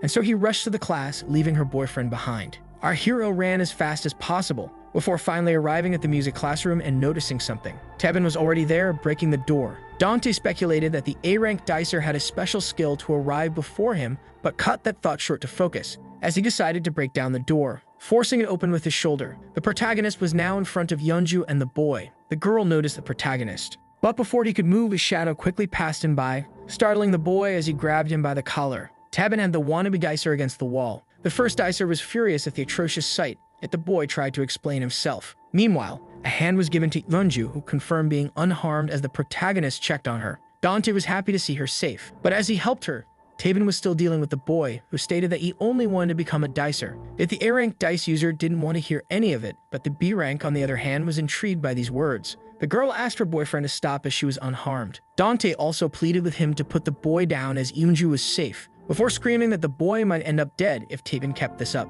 But just then, our hero was startled by his phone vibrating. Dante couldn't believe it. The quest was complete, and X decided to immediately reward the dicers. The protagonist was startled by this news, and so it began to appear, leaving the girl and the two dicers in complete shock. Just like that, Yeonju was left intrigued as it was her first encounter with the dice. 3 blue dice were now shining in the room. The girl was in shock as she picked up the mysterious objects, realizing that this was the object of pursuit of the boy. The boy getting beaten up confirmed that those were the dice in question. He claimed that just by using them, one could change anything about himself, but Tabin ordered him to keep silent as he slammed him into the wall. The boy started to beg for mercy when a gentle hand came to help. Eunju implored her boyfriend to release the boy, before asking about the dice appearing in the music classroom. The boy thought for a moment, before stating that someone in the room was in fact a dicer. Tabin pretended to be clueless, leading to his girlfriend turning her gaze to the protagonist, but Dante also rejected the blame. His heart began to pound as all eyes were on him, but in the end he kept denying his true status. The protagonist grew worried as the uneasy girl dropped the case with her sad smile. After that, at sunset,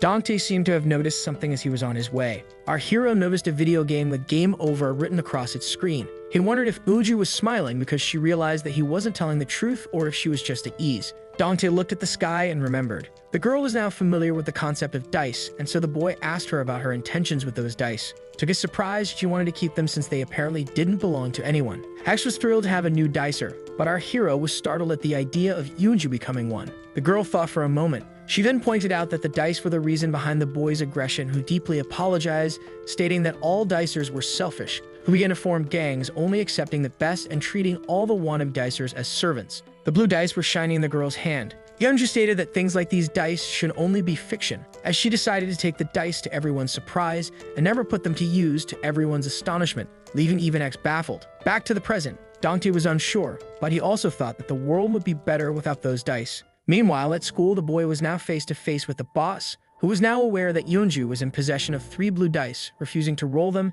and that both Dante and Tabin claimed to know nothing about dicers. The boy confirmed, yet the other student didn't believe him, as he was certain that the protagonist was a dice user and almost sure when it came to Tabin. This piqued the boss's interest, while the other student stated that he wanted to take his revenge. The boy was nervous, but then asked for dice as a reward for providing valuable intel. Even though the boss would have rather had Unju brought to him, he decided to grant his new minion his reward. Yet to his surprise, he received 2 red dice. The boss explained his system, stating that the boy went from silver to gold with 3 red dice and that he would receive a blue die once in sapphire and even better rewards once higher. The poor boy had a hard time believing it, but just as he reached his hand toward the boss, a tap was heard as someone hit the boy with a powerful kick in the upper part of the chest. Just like that, the other student laid the poor minion on the ground. The boss congratulated him for now being in control of his own strength, as the boy had a hard time breathing, unable to stand up. The other student then put his foot on his face, stating that he would make him a dicer after he managed to create a scenario where he and Dante could face each other without being interrupted. The bell rang.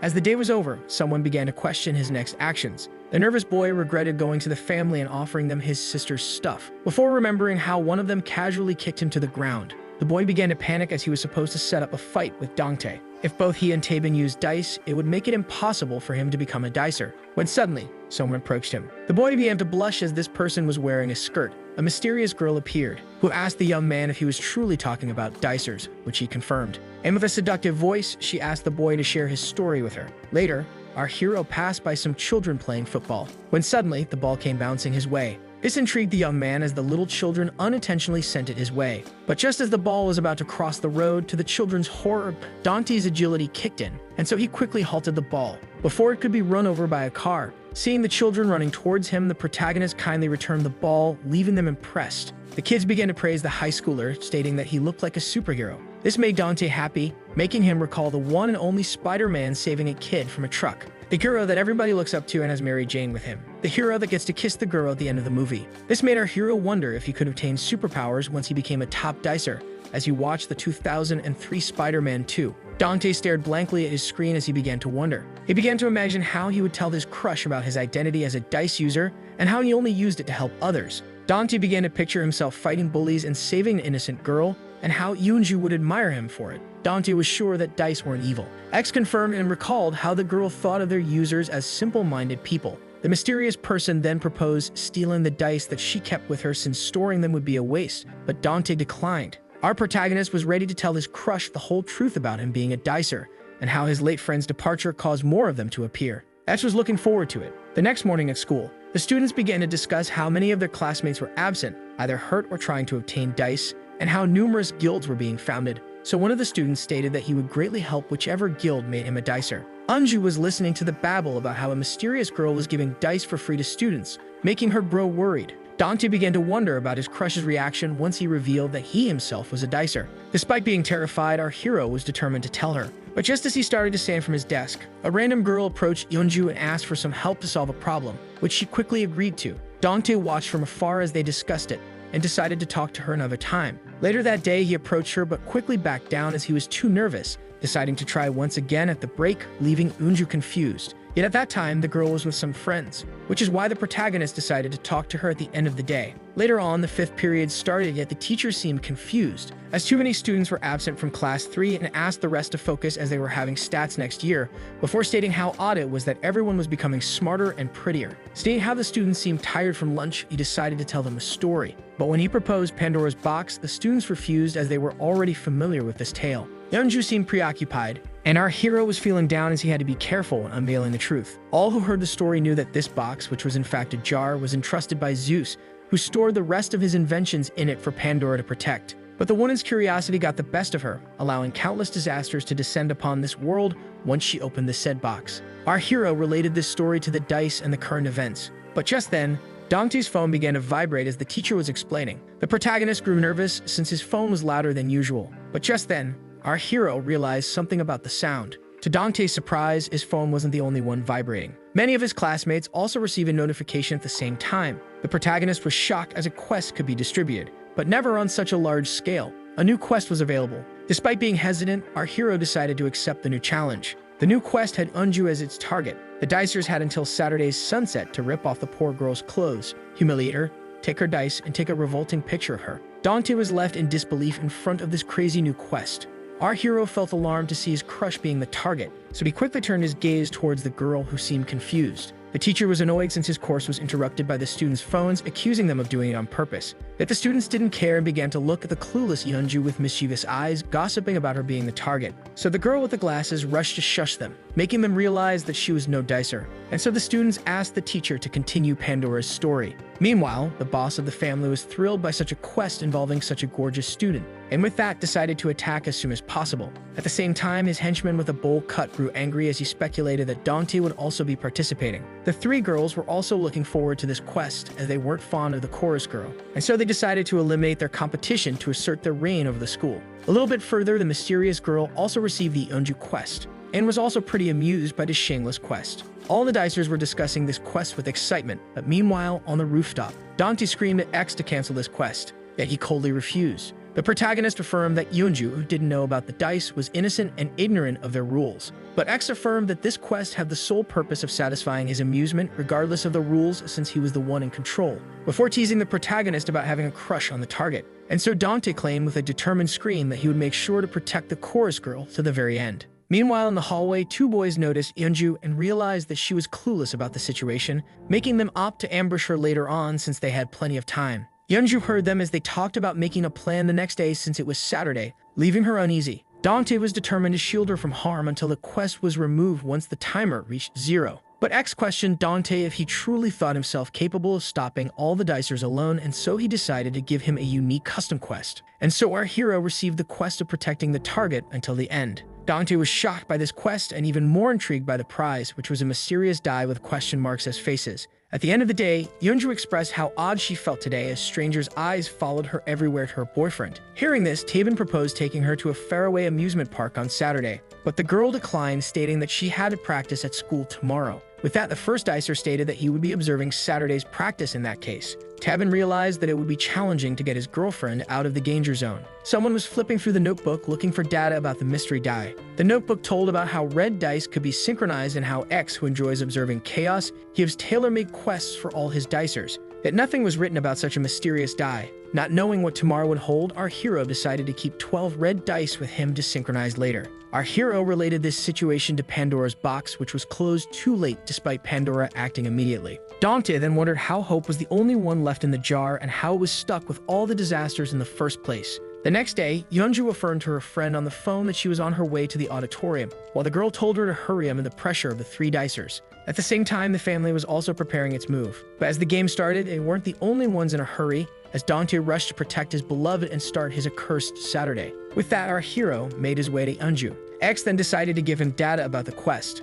According to him, the quest started shortly after 5:30 in the morning and ended at 19:48 in the afternoon, making the quest 14 hours and 17 minutes long. The protagonist would have to fend off all dicers who were tasked with assaulting the girl in question. X wondered about the situation's outcome. This entity was excited for the upcoming result. Yeonju opened the door and took one look. The girl seemed shocked. At the same time, our rushing hero stopped mid-run as he stumbled upon a group of beaten-up teenagers lying on the ground. From the looks of it, Dante realized that they were also dice users and speculated that the A-rank dicer was the one to put them in such a state. Meanwhile, Yeonju seemed shocked to see her boyfriend waiting for her outside, wanting to go to school with her. But the girl noticed a few bruises on his hand. Yet Taeban reassured her that he just hurt himself while exercising, and so they went on their way as Dante arrived at the scene. Our hero watched them as they went away. Taeban, who noticed him, told Dante to go away with one look of his eyes, leaving him annoyed. But since the dicers he had just taken out were just beginners, Taeban shouldn't inflate his ego as Yeonju was at risk. Later on at school, Yeonju noticed that everyone who greeted them arrived early. Yet the present students were the only ones attending today as it was Saturday, and with that, they decided to repeat with what they had. Some of the spectators recognized the protagonist and asked him if he came here to watch the cute girls, which he denied.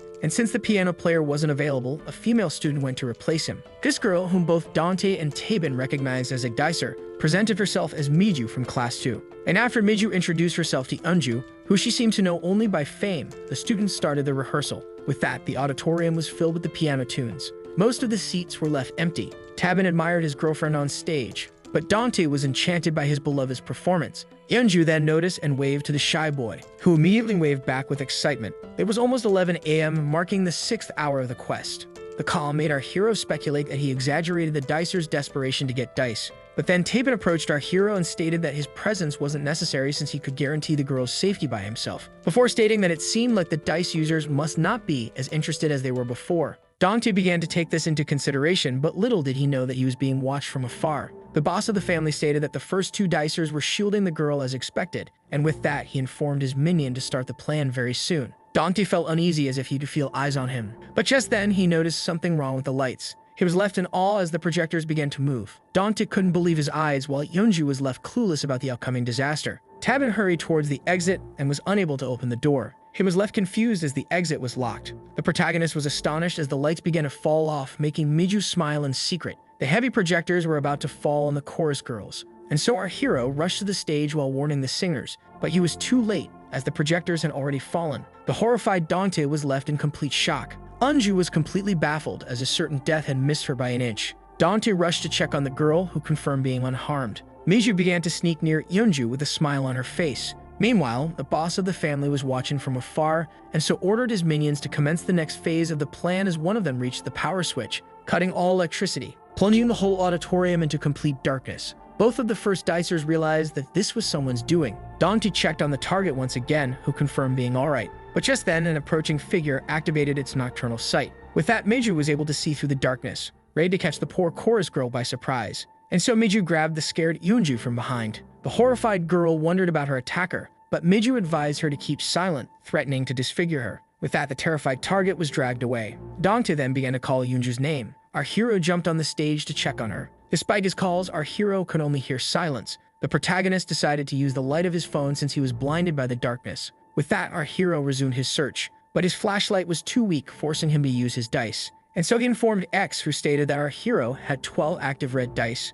X confirmed that the young man had rolled a total of 12 dice. With that, Dante decided to use 10 of his 44 skill points to acquire the skill Night Vision. And so began the synchronization, improving our hero's eyes. At the end of the process, our hero was left with 34 skill points and improved vision, allowing him to identify his surroundings without any light. But just then, he noticed that his beloved was nowhere to be found. Our hero realized that Miju was the one who kidnapped Eunju before noticing drag marks on the ground, and so the protagonist rushed to save her. Our hero was finally met by some light as he rushed to Eunju's rescue. He then began to recall his dead friend's words while running. As he remembered the boy's phenomenal left arm, he recalled how he stated that dicers could acquire unnatural powers unreachable by normal humans. Dante began to wonder if his enhanced skills could already be considered supernatural gifts. He was left confused as to whether he had already surpassed human capabilities or not, but he was at least sure that all dicers were far superior to regular humans. Dante began to wonder what would happen next, but just then, he noticed a figure harming another while dragging it,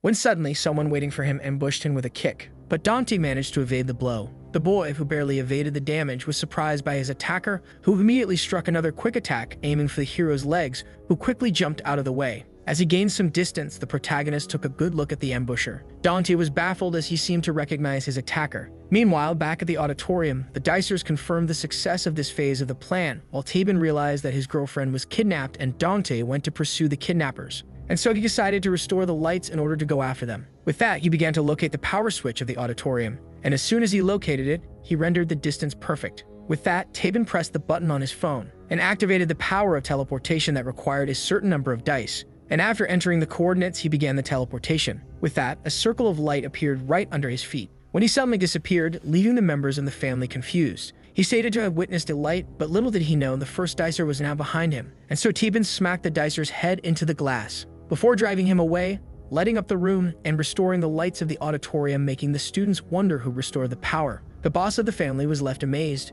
and became thrilled at the idea of showing Tabin the power of his dice guild. Meanwhile, Yeonju was still being dragged by the female dicer, who opened the door and brutally threw her inside the classroom. But when Yeonju demanded an explanation, the girl stated that this was part of the deal, and even though she wanted to humiliate her herself, they were going to take pictures, leaving the target confused. Miju claimed that the girl wouldn't understand as it was a dice quest, and that she would ask for help later on, before closing the door, leaving Eunju inside alone and terrified. Meanwhile, Dante asked his attacker, who would be recognized from their encounter at the funeral, to clear the way. But the dicer stated that this wasn't their first interaction, and that they had old matters to settle. Meanwhile, in the dark classroom where Yeonju was locked, the girl began to look at something shiny as she began to think about this situation with the 3 blue dice in her hand. The students were intrigued as a mysterious person restored the lights in the electric room. With that being settled, Tabin went on his way. But just as he went down the stairs, the first dicer heard an odd noise. Tebin was surprised since the auditorium was filled with students, all looking at him and looking for problems.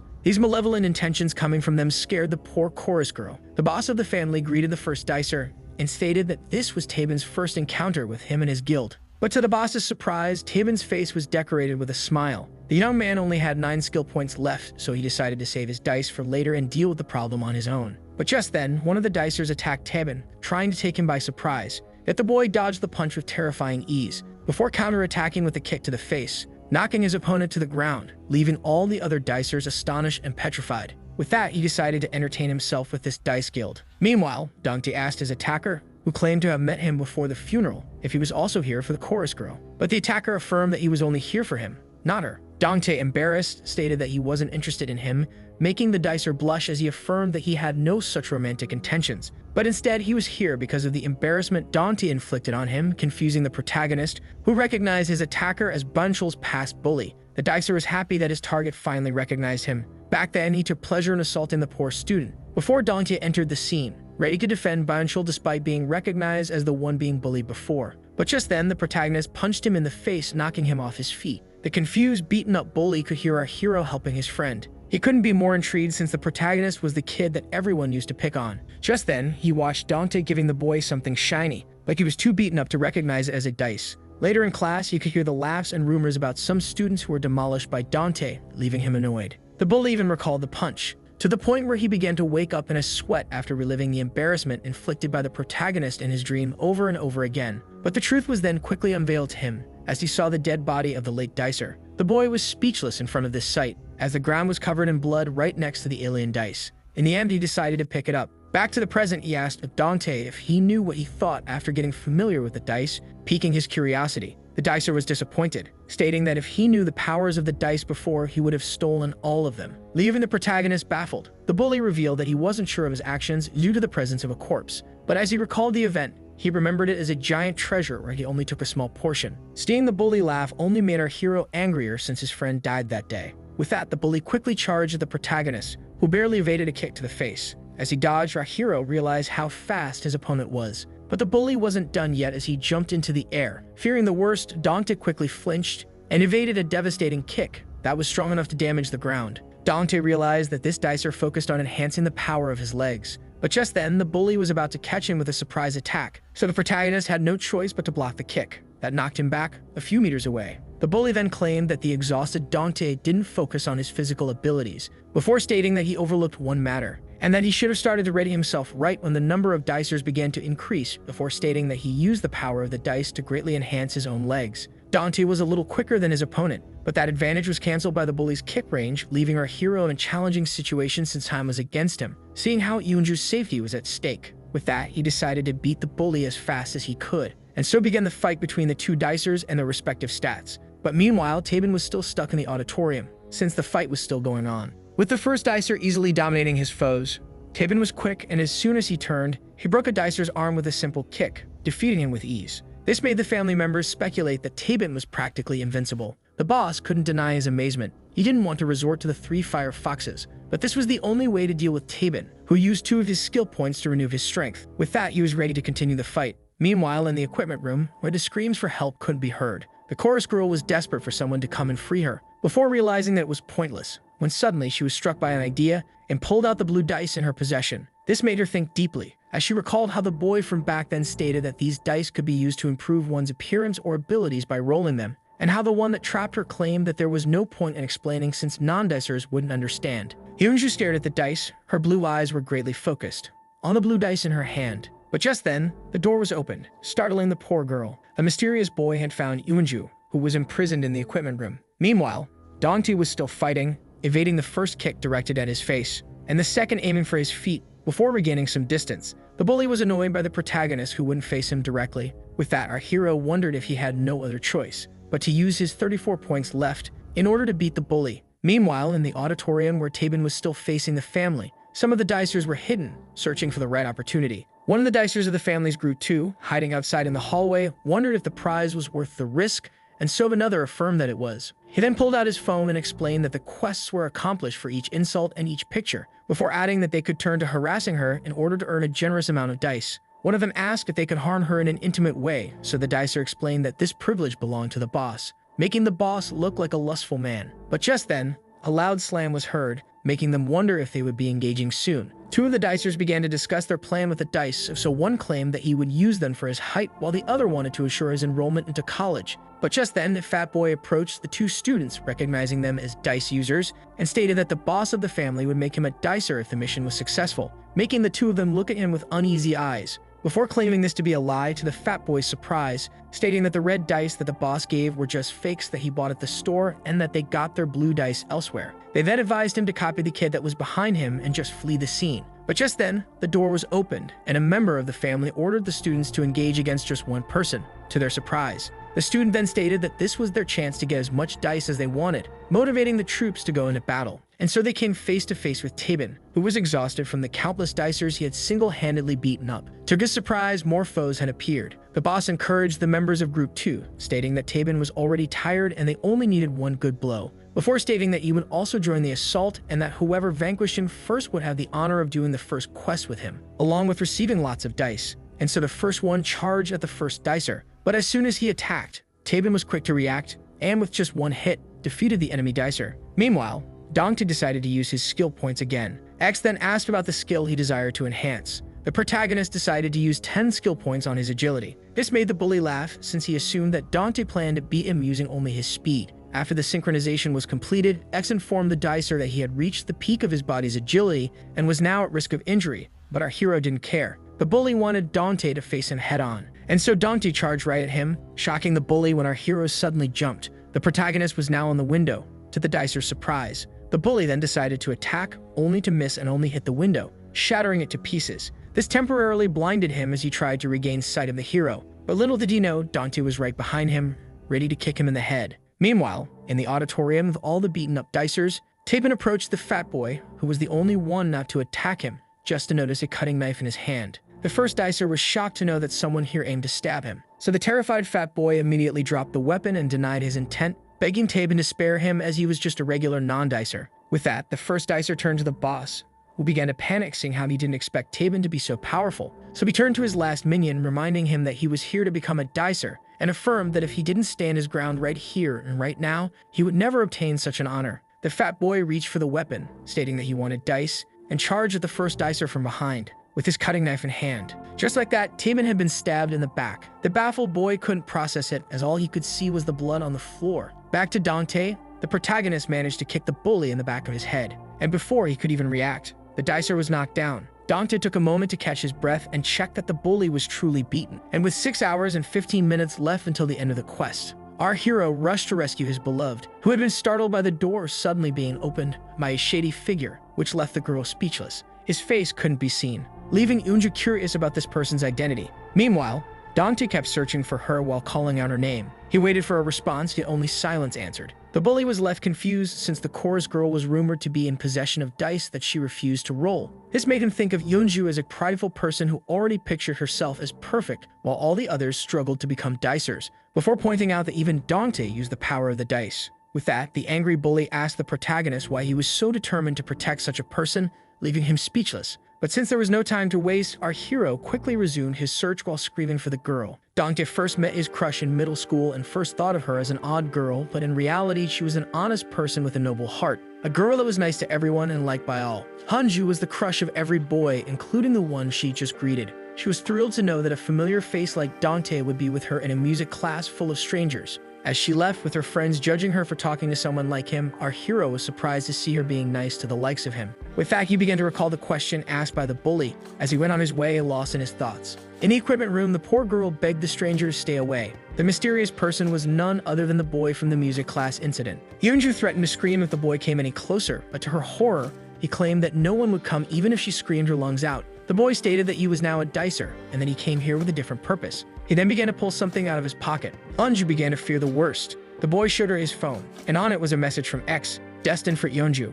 Anju couldn't believe her eyes, and was intrigued by the mysterious application. The cheerful entity presented itself as X and claimed to want to converse with the girl. Meanwhile, in the auditorium where the shocked Tabin was stabbed by the fat kid, the first dicer punched his attacker away. As the knife fell to the ground, he stood there in silence and touched his wound, only to find blood on his hand. The stabber began to cry in horror. The boss of the family was thrilled, thinking that Tabin had lost the fight since he was stabbed and suggested that he surrender now. But the dicer just stood there, trying to catch his own breath. The overweight boy deeply apologized, claiming it to be an accident, but the boss affirmed that it was intentional as he praised his minion. Tabin began to stare coldly at the stabber, who stated that he only wanted to become a dicer, with tears filling his eyes. At that moment, the A-rank dicer saw his past self in the scared boy, which put him in a tough spot. Back in the equipment room, where X presented itself to the girl, the entity stated that it was the game master that had set his player after her. Dronzer realized that X was the one offering dice to the students and asked him to reveal himself. But X ignored her, stating that he had a question,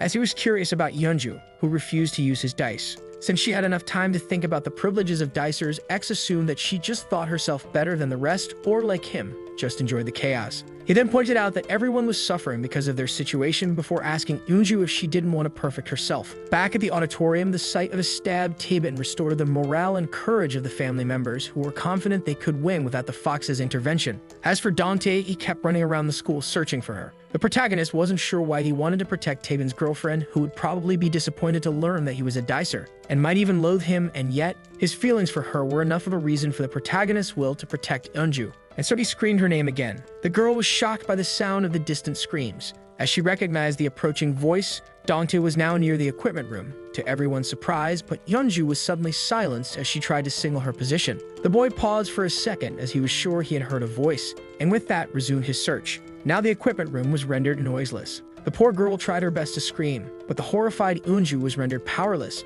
as the boy restrained her body and mouth. With that, Dante kept going further away. The startled girl noticed that X wanted to continue their conversation in peace, and so he asked her again about her being against the use of dice, but she couldn't express herself with the boy holding her mouth. After regaining the freedom of speech, the chorus girl affirmed that she was far from being superior to others. X began to mock her as he realized the girl was trying to live with what she had. This made Yeonju think in silence, before asking X if his dice would also allow one to change the entourage of the dicer just like it changes him. This question shocked both the game master and the player. The nervous X played off as a joke, stating that he never gave it a thought. Yeonju stared at the screen with cold eyes as X grew curious about the person the girl was trying to reshape. Despite her insisting, the game master refused, wanting to hear the girl's motive first. Yeonju realized that it was impossible to change others since X didn't confirm it, but he then pointed out that he didn't affirm the opposite either. He then proposed that Yeonju use the dice in order to find out for herself. The confused girl thought for a moment before finally asking the game master about the purpose of all his quests,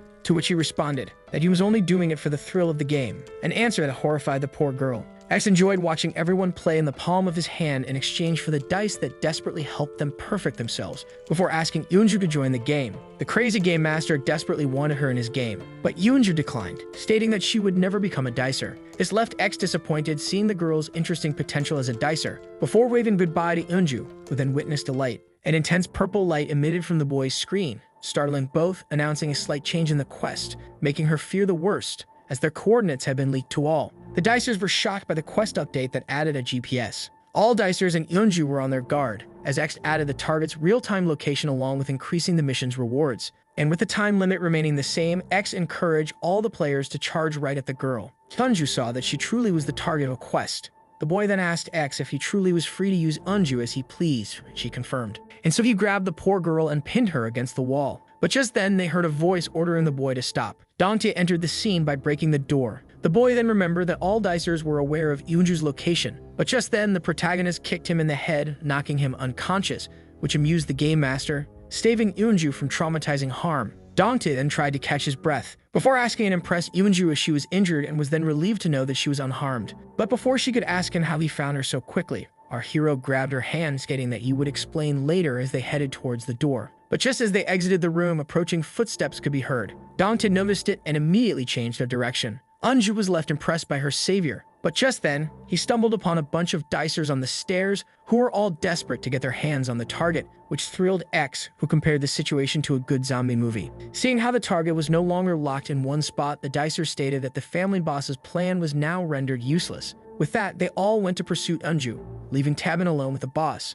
Dante only had to guarantee the girl's safety for less than 2 hours and a half, but all the dicers were after them, so an amused X advised them to accelerate in order to survive. Yet the game master was intrigued, as the young man was headed to the roof when an immense crowd was after him. And after arriving, our hero quickly blocked the door, which surprised X. It was almost sunset. Dante assumed that they still had time before the dicers arrived and asked Eunju to help him block the door. But just then, something caught our hero's attention. The girl had something to say, and after gathering her courage, she asked the protagonist if he was, in fact, a dice user. But just then, the countless dicers realized that the target was hiding on the roof, while Dante was left shocked by this sudden question. Eunju wanted to know if her friend was, in fact, a dicer. But just as she was about to insist, the dicers suddenly arrived and ordered them to open the door. Both of them felt alarmed, especially the protagonist, since there was a long time left before the end of the quest. And so he promised the chorus girl that he would tell her everything later since it was urgent for them to immediately run away. But to his surprise, the girl grabbed him by the sleeve. The crying Eunju began to beg him.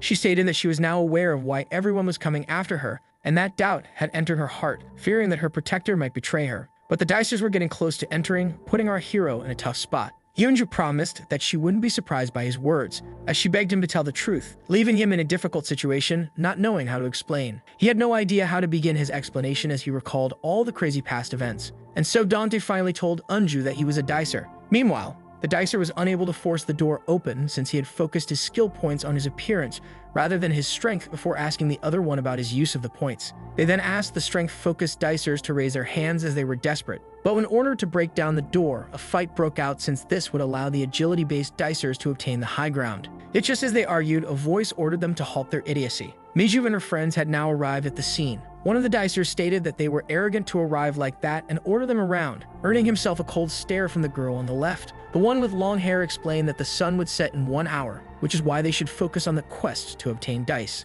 At the same time, on the now silenced rooftop, telling the truth to Eunju made the atmosphere awkward between them. Eunju then asked him if he was also trying to humiliate her, but Dante denied it, almost confessing his feelings by mistake. The girl wanted to know if the protagonist was tangled in the mission, but just as he was about to deny it, he remembered the special quest given to him by X, making him stand there in silence, when suddenly the door was broken and fell down. Things were getting worse for Dante and Eunju. Meanwhile, in the auditorium, the boss of the family was wondering where the error in his strategy was, as it had miserably failed. Tabin stated that the boss was betrayed by his manpower and asked if there were any more foes for him to fight, before turning to the terrified fat boy, who should be his last opponent. And so the first dicer went on his way, ignoring the scared boy and the family boss, who ordered him to stay still. The boss of the dice family was offended by Tabin ignoring him, but the young man continued on his way regardless. This annoyed the boss, who charged at Tabin, but the first dicer quickly grabbed the arm of his attacker, refusing to free him. Tabin then managed to punch the beginner dicer with monstrous strength, sending him flying across the room. The boss was impressed by such power, yet claimed that since he had focused his skill points on endurance,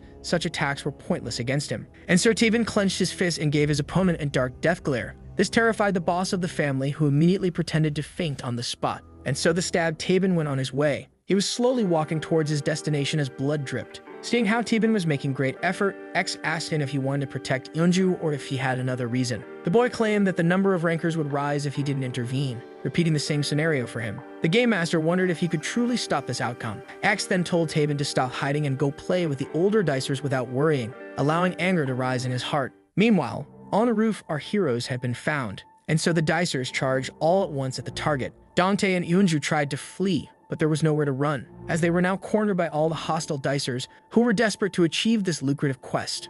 With that, the situation of our hero was rendered hopeless. Tabin did his best to reach the rooftop despite the pain, leaving a trail of blood behind him. X teased him about it and proposed using his 2 remaining skill points to heal his wound, but Tabin affirmed that he could manage. As less than half an hour remained until sunset, the quest was close to ending, but the target was now cornered by our hunters. Dante was well aware that they just needed to hold their ground until the end. But this task proved to be quite challenging, and so he tried to think of a solution. He wondered if he should use all of his 24 skill points to enhance his physical ability and jump with Eunju, but quickly scrapped the idea, as a lack of points would only result in hurting the girl. And even down there, dicers were also waiting for them. But just as he was thinking about the course of action, one of the students charged at them with a pair of scissors in his hand. The protagonist managed to evade the stab and was left baffled, along with Eunju, upon noticing the weapon in his hand, before defeating him with one punch, making him drop the pair of scissors at the feet of another dicer. But just as he was about to pick it up, Dante implored him not to. The protagonist stated that he would beat up anyone who approached them, making the dicers freeze in place before pushing one of their own to the front. The students then stated that since Dante was a dicer like them, he must help them achieve the quest instead of shielding her. The protagonist stated that it was wrong of them to entangle regular people like her in their affairs as dicers.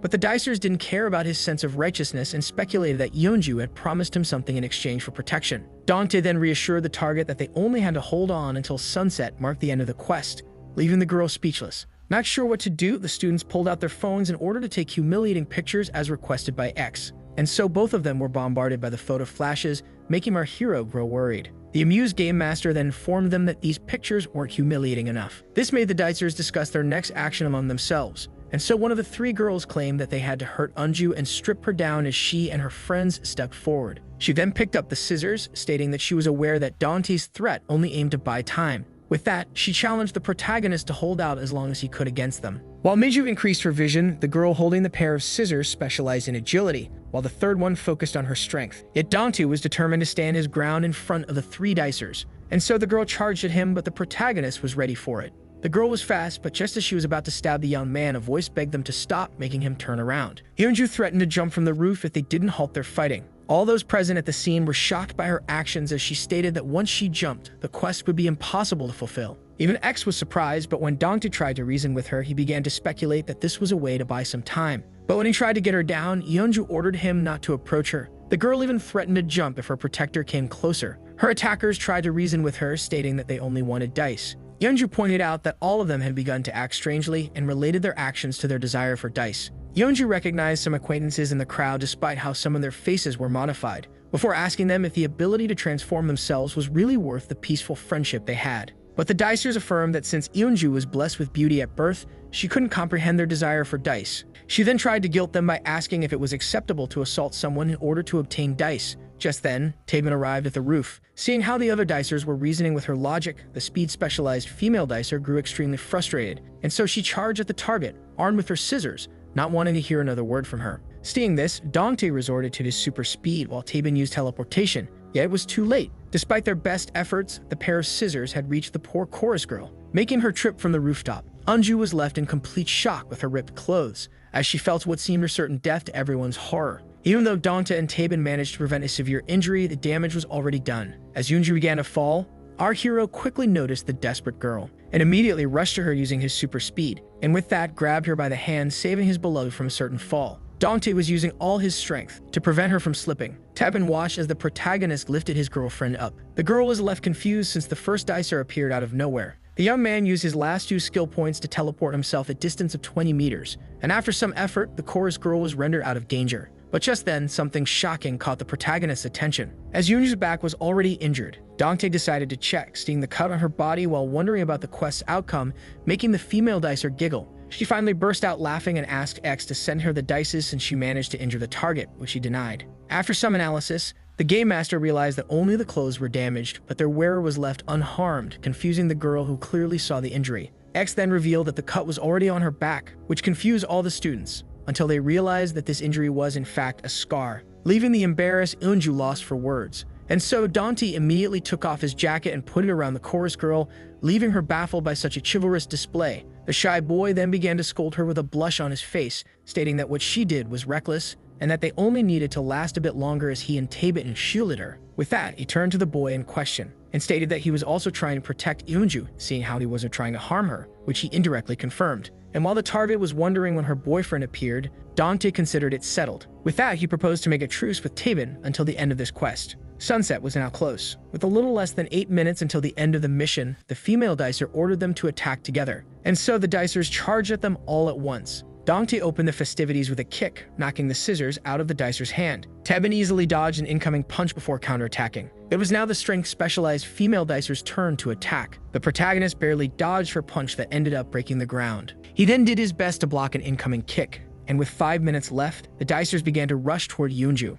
They all urged to complete this mission, including the boss of the family, who was determined to complete it no matter what. But while all the dicers were charging at the target, the mysterious girl just stood there in silence and watched, as Dante and Taben held their ground. But just when the boss of the family was about to reach the roof, she suddenly kicked him in the guts, knocking him back, making him and many other students fall on the stairs. The dicers didn't have time to see their attacker's face, who just stood there in silence. Dante struggled to repel all the dicers as only a minute was left, but just then he noticed. The sun was almost out of sight, and with it completely disappearing, the timer reached 0, marking the end of this quest and failure. X then notified all the attackers that they were unable to succeed, before cheering him up by stating that many more quests were on their way. The dicers were disgusted by their failure, unable to accept their defeat. Dante was glad that Yeonju was safe until the end, while Taeben tried to catch his breath. Eunju was relieved when suddenly, to her surprise, the phones began to vibrate. She then turned to the protagonist, asking him why his screen said that the quest was successful. Our hero couldn't believe his eyes, as he managed to complete his special quest,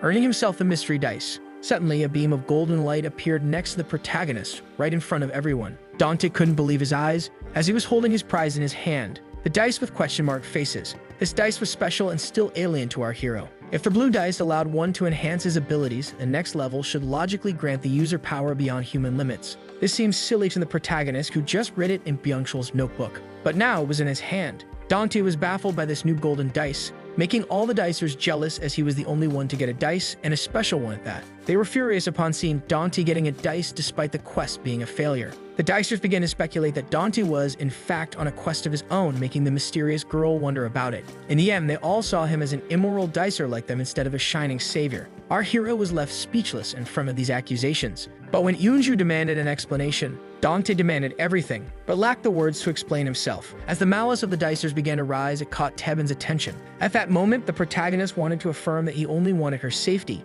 yet he couldn't utter a single word. Just then, Taeben fell to his knees. Eunju went to check on him, only to find her boyfriend bleeding. The girl began to panic as she wondered what she should do to help him. Just then, the two dicers made eye contact. Taeben tried to warn the protagonist about using the golden dice, yet he couldn't hear a word he said. Eunju was then startled by Dante, who approached them. The poor girl tried to explain herself to the shocked protagonist, but he already understood it all. When a shadow quickly approached him from behind, suddenly, Dante found himself getting smacked in the back of his head with a chair. The enemy dicers charged at the poor boy as he fell to the ground. The thrilled boss of the family began to laugh as they finally had an opportunity to take down the protagonist. With that, he looked at Taeben, who could barely stand on his feet, ready to finish what was started in the auditorium. At first, the protagonist speculated that the dice would bring people happiness, since everyone wanted to be better in every way, but now he began to regret his choices. The dicers then charged at the poor girl, ready to strip her of her dice despite it already being sunset. All charged at the chorus girl as they were desperate for the self-changing dice. The weakened Taeben could no longer fight, to Yeonju's horror. But the dicers stated that she should worry about herself as they affirmed that they were going to take her dice in any way,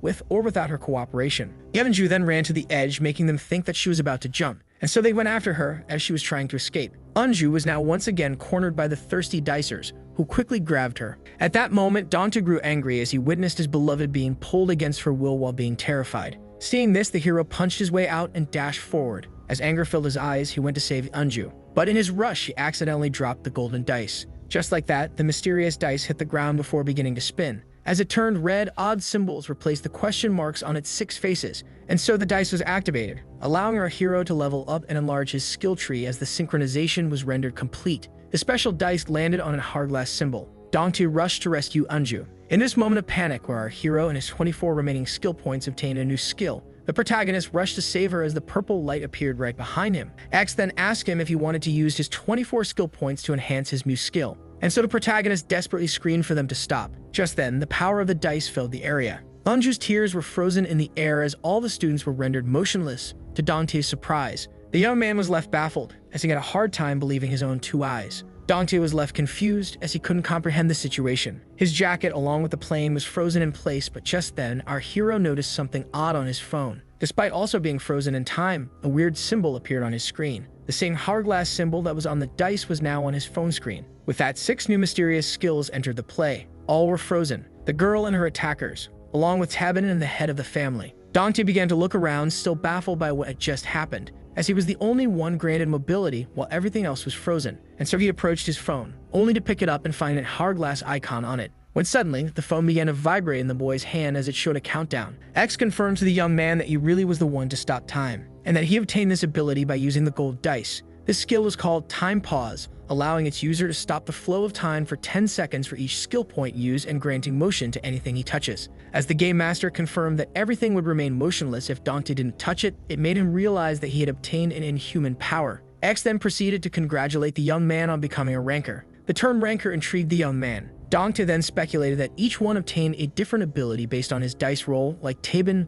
but the game master advised him to focus on the little time his skill had left. Our hero was left with 3 minutes of time freeze. He wanted to take Eunju and run away with her, but the time he had left wasn't nearly enough. And even if they managed to escape, Eunju would still be the dicer's prey with the blue dices in her possession. It would also be impossible for the girl to leave the stabbed Taeben behind. Dongtae found the situation to be challenging, but he then looked at the head of the family and suddenly got an idea. With the time freeze still being active and Eunju's clothes being ripped off, our shy hero did his best to cover her with his jacket without looking. And when his hand came in contact with her, a confused Eunju was startled as she was rendered free from the time freeze. The panicked girl then turned to Dongtae. Our hero reassured her that it was okay now, and then asked the confused girl to follow his plan. Dongtae was determined to end this quest once and for all. Just then, the skill effect had reached its end and the flow of time resumed its course. And so the dicers who tried to grab Eunju fell down. All were confused as the girls suddenly disappeared. Then someone came to them and stated that they had failed the quest. Dongtae affirmed that they could never find Eunju no matter how hard they tried. But the dicers didn't believe him and ordered him to hand over his gold dice,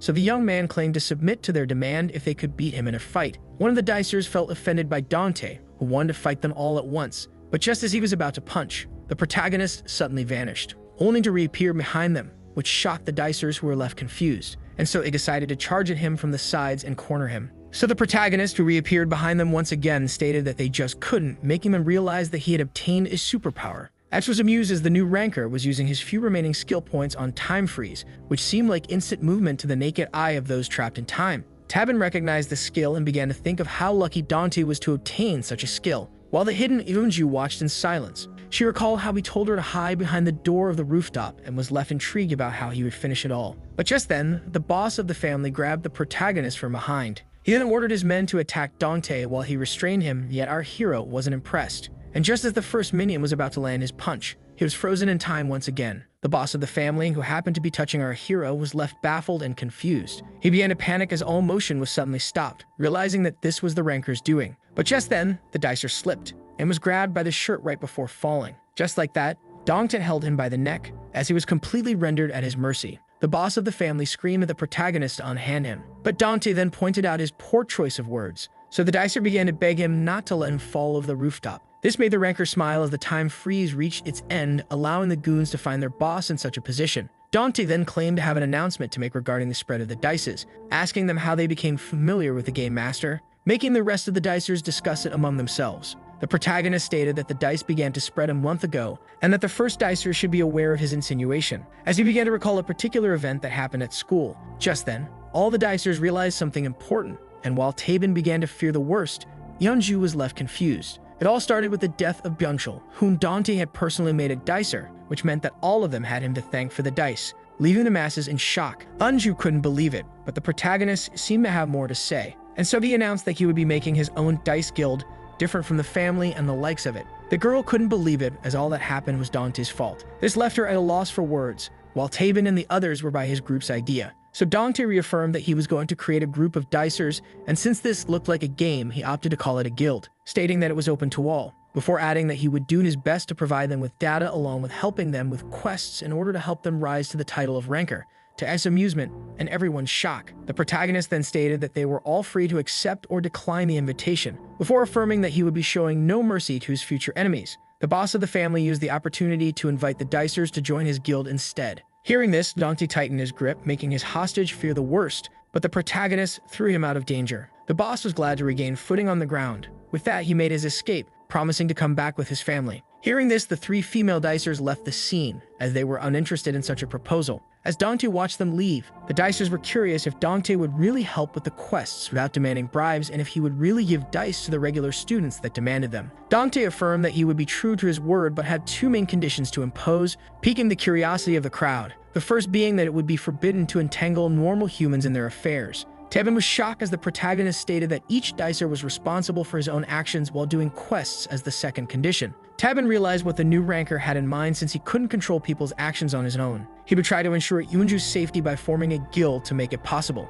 The protagonist affirmed that he would assist them in becoming rankers. With that, the chorus girl should be safe. As he turned to her and saw her terrified, he thought of how she wouldn't want to get near him anymore. With that, he walked towards her, thinking of how he wanted to show Eunju that he didn't encourage the use of dice. As the mysterious girl watched from afar, The protagonist thought of how the numerous awaiting days would help him prove himself. It was now nighttime and our hero returned home, marking the end of the long day. The exhausted protagonist realized that his mother was still outside. But just as he was about to take off his shoes, the hero collapsed right there on the ground, as this long day felt like months for him. But just when he began to consider sleeping on the spot, Dante lost himself in his thoughts. Earlier that night, Yeonju thanked him and Taebin from the bottom of her heart before stating that she would continue her way home alone from here on. But she then looked at Dante with sad eyes as he was the one to make their late classmate a dicer. Our hero stayed silent as the girl blamed him for the changes at school. She then asked if her boyfriend was also a dicer, fearing the worst. Dante then remembered that the girl didn't witness him using his abilities. So the protagonist lied, stating that Taebin never used a dice,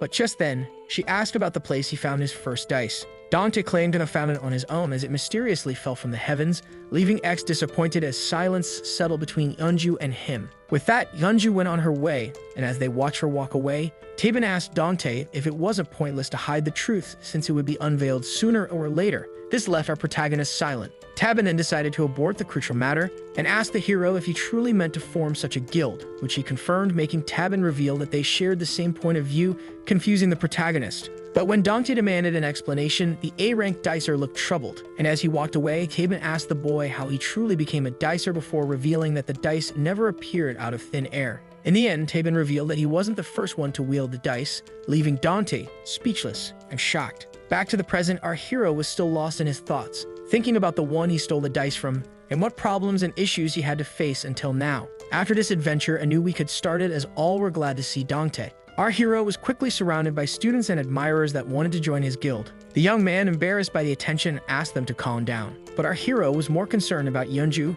who didn't even grace him with a look. But just then, more people began to gather around him, asking all sorts of questions, trying to get his attention, as well as asking him for dices. One of the students even suggested the idea of a uniform for all the guild members and suggested taking the fish imprinted on it as their logo, which didn't convince the protagonist. They then began to ask him about the first physical ability they should focus on and how he chose to boost his agility. Everyone was trying to get his attention using every way possible, so the embarrassed protagonist had no choice but to accept all of their demands. Suddenly, a girl stated that this meant Dante agreed to spend the weekend with her. The young man raised his head, confused to look at this person. A beautiful girl stood in front of him, claiming to have his word. As she gave him an innocent smile with a small blush on her face, the protagonist didn't know what to say, before finally asking the girl about her identity, who just said that she would send him a text later on. But just when he realized that the girl already had his number, she began to run away, preventing the protagonist from uttering a single word. One of the students was intrigued about this mysterious girl, so another one revealed that he was surprised to learn that this was their classmate, Mio. As Dante tried to recall her name, the two boys discussed how she was unrecognizable due to the fact that she was also a dicer. When the dice first began to spread, she was one of the many students who didn't attend school for a short time. The class was shocked to learn that this was Mio, yet the students still had trouble remembering her. The girl was first known as An Yu Dui. This made the student remember her as the fat girl with pimples and glasses who spent all her days studying, rendering him shocked, seeing how much she had changed, as she became totally unrecognizable. Dante recalled stumbling upon her once, as his classmates began to laugh when one of them revealed that he used to call her a pig. Mayo's classmates began to talk about how it was rather disappointing to know that the fat girl only became pretty by the power of the dice, as they compared her to an unused lottery ticket. But just then, one of them pointed out how celebrities resort to plastic surgery, and that they should salute her efforts, stating that it must have been challenging for her to change like that. They then began to discuss how she must have achieved lots of quests, and one of them revealed that he rarely received quests, pointing out how odd it was. The student, who was aware that multiple dicers could take on the same quest, turned to our hero and asked him if each dicer received quests unique to them, but the protagonist wasn't sure. This shocked him, as even the leader of the guild was unaware before asking him to lend him a dice if he ever got too many. After that, the day went on normally. Dante decided to ignore Mayo's text when it arrived in order to focus on his dice group. The bell finally rang. Our hero seemed startled as he stumbled upon Yeonju. Dante decided to greet her despite fearing the moment would be embarrassing. But to his surprise, the girl completely ignored him as she passed right by him. The shocked boy speculated that she didn't see him when he was spotted by two freshmen. The girl wanted to know if Dante received her letter, so he nervously tried to explain himself. Meanwhile, Yeonju was preoccupied, having a lot on her mind, as she recalled how some of the girls she tried to greet were talking behind her back, and the other day when her classmate asked her for help solving a different kind of problem. The girl with glasses asked Eunju for her dices, which shocked her, and how she found her music book disfigured when she opened her locker. On the torn-out cover, some girls wrote how she was an egotistical prick who saw herself as perfection and wouldn't let any girl reach her level. But Eunju decided to take a deep breath and drive away all the negativity. Once in front of the chorus room, the girl opened the door, immediately apologizing for being late. But to her surprise, the room was empty, making her feel uneasy. Just then, a couple of female dicers were passing by when something caught their attention. The three girls recognized Eunju as the target of last week's quest, stating how unfortunate she must be. They then began to talk about how prideful she must be since, according to rumors, she saw herself as too perfect to use her dices. Seeing this, the girls discussed if they should scare Eunju in order to get her dice despite the rules of Dante's guild, but one of them claimed to not care about his conditions. Worried, Eunju hopped on her phone and began to text Tabin about the music room being empty, to which he suggested that it must not be training day, but the girl doubted it since the competition was up ahead. Eunju, who decided to wait for the rest, then asked her boyfriend where he was. When suddenly the door opened, making the happy girls speculate that the rest had finally arrived, it wasn't the case. Eunju was left confused as three total strangers walked into the chorus room. The female dicers presented themselves as freshmen who had a question to ask, making Eunju grow worried. But one in the front accused the once popular girl of drooling on her reflection, while the other two tried to hold their laughter. Eunju began to fear the worst as the female dicer cracked a smile full of malice and pulled out a razor blade, leaving her terrified. Just then, someone walked by the classroom and heard Eunju screaming in distress. Having recognized the voice, the girl rushed inside. Mio quickly opened the door and was left shocked by what she was seeing, having noticed the razor blade. Mayo walked in on the bullies trying to restrain Eunju's arms and legs in order to harass her. The chorus girl turned her gaze to find her classmate stepping through the door. Seeing this, one of the dicers warned Mio that she had a razor blade. Eunju watched in silence as the bully grew scared of Mayo's gaze. Just then, to everyone's surprise, the girl began to walk out of the classroom. As she walked away, Mayo could hear the bullies laugh, having speculated that Mayo was unwilling to help Eunju. And so, Mio stopped. The annoyed girl felt obligated to do what was right. With that, she returned to the chorus room, ordering the bullies to stop, and when the armed one tried to cut her, Mio struck her with a powerful kick to the wrist, making the razor blade fall from the girl's hand as she agonized in pain. She then asked them if they really wanted to keep fighting, and so the scared bullies decided to run away, leaving Mio alone with Eunju to thank her. But just then, the dicer burst out in anger and began to scream at the chorus girl for being such an easy prey to the numerous dicers with her unused dice. As Eunju apologized, Mio turned her gaze to the razor blade, and when asked if she was harmed, the chorus girl affirmed that she hadn't been injured. Mio then stated that this made them even, which confused Eunju. The dicer revealed herself as Mio to her classmate, who was glad to see her. Eunju revealed that she grew worried since Mio had been absent for a while before pointing out how she became a dice user. But the female dicer found it ironic how she didn't mention how much she had changed, unlike the other students who began to gossip about her. Yet when Eunju pointed out that she liked the old Mio, the dicer didn't want to hear any of it. The dicer then stated that the shocked girl was still the same as ever. And with that, Mio went on her way. As she walked away, she advised Eunju to learn how to shield herself from hostile dicers, since she would not be aiding her in the future, which Eunju agreed with. But before leaving, Mio decided to ask Eunju about something. The female dicer wanted to know the chorus girl's opinion about Dante. Just then, the ball entered the basket, marking the success of the quest and the appearance of more dice. Kyuhyunki and Yang Portang earned 1 blue dice each. Dante began to wonder how long he would be able to hold the guild together as the number of quests increased. Just as a student was showing off the numerous quests he had accomplished, his jealous friend revealed that he didn't receive any. Seeing how each dicer had his own quests, they began to think that X picked favorites, as they also began wishing for a big event where they can earn a generous amount of dice. Back in the music classroom, Eunju began to think of what the protagonist was to her, before finally revealing that she only saw him as a friend. But Meo wanted to know if she saw him as something else. Eunju revealed that she considered Dante a dear friend of hers until the chaos that happened last week. Mio deduced that this was due to him saving her, but Eunju was unsure if he just protected her in order to complete his quest.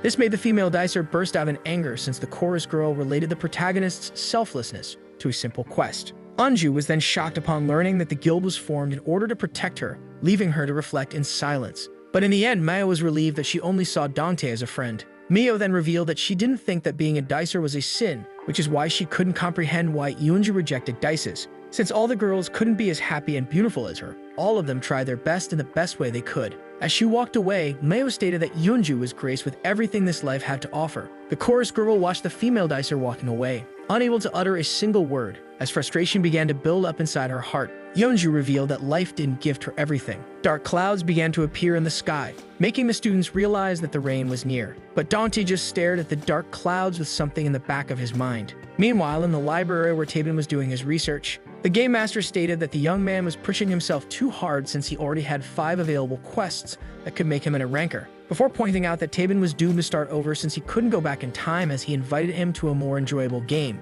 The dicer didn't deny it, yet was sure that he could change the course of events. With that, the amused game master stated that he would be foreseeing Tabin's heroic attempts to rewrite the past. Just then, the boy noticed the rain and began to look at it with a sad nostalgia in his eyes. He began to recall that night when that person suggested that Tabin offer his life to him since he didn't want it. The mysterious person then saved the young man from a certain fall, stating that today he met his fall, and that today he shall also rise. Tabin then began to recall another memory, where he met his mysterious savior once again with unconscious young men at his feet, as he asked him not to fear him. The mysterious person asked Tabin to come forth instead since he had offered him his life. He then slapped his hands on the table, snapping out the painful past. The bell rang as the rain continued to fall. Our hero forgot to bring an umbrella, and began to wonder about his next course of action. But just as he was lost in his thoughts, the protagonist was snapped back to reality by Mio, who proposed to share her umbrella with him. The rain kept falling. The snails enjoyed such weather while people went on normally about their day. Mio decided to break the silence, asking the protagonist, who had been standing in the rain, if he didn't like sharing an umbrella,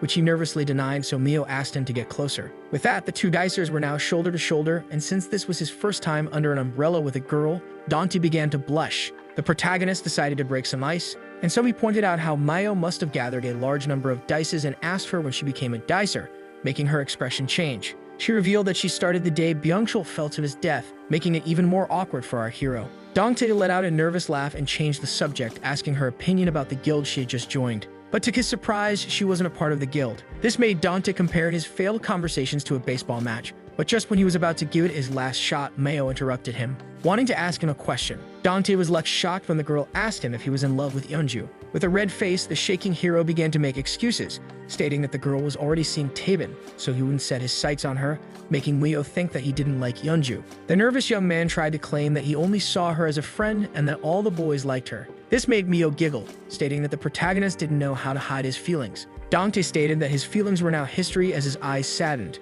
Mio wanted to know why he was attracted to her, and so he began to think. The protagonist revealed that he fell in love with Yeonju because she stayed the same while conversing with everyone. To him, she was someone like no other. Mio understood this well, as she recalled the time the chorus girls showed her kindness and helped her. But just as she was lost in her thoughts, she was snapped back to reality by Dante screaming at some children. After he made her hold the umbrella, he rushed to help a kid that was being bullied by the others. Dante then checked on the little boy and asked him to stop crying while the bullies claimed that he would never be allowed to play with them. Such heroism drew a small smile on the girl's face as she held the umbrella above Dante and the boy's head. After that, the protagonist explained that he saw the dice as a chance to become a hero who would help those in need, earning himself Unju's attention and admiration. But when he tried to brush it off as a stupid idea, the blushing Mio revealed that she admired him. This flattery left them both with a blush on their faces. The surprised Dante then thanked her. The rain was almost over. The protagonist thanked Mio for the umbrella and stated that this was where they would part ways. Mio then shyly proposed to walk him home. Dante began to panic and with a face as red as a tomato,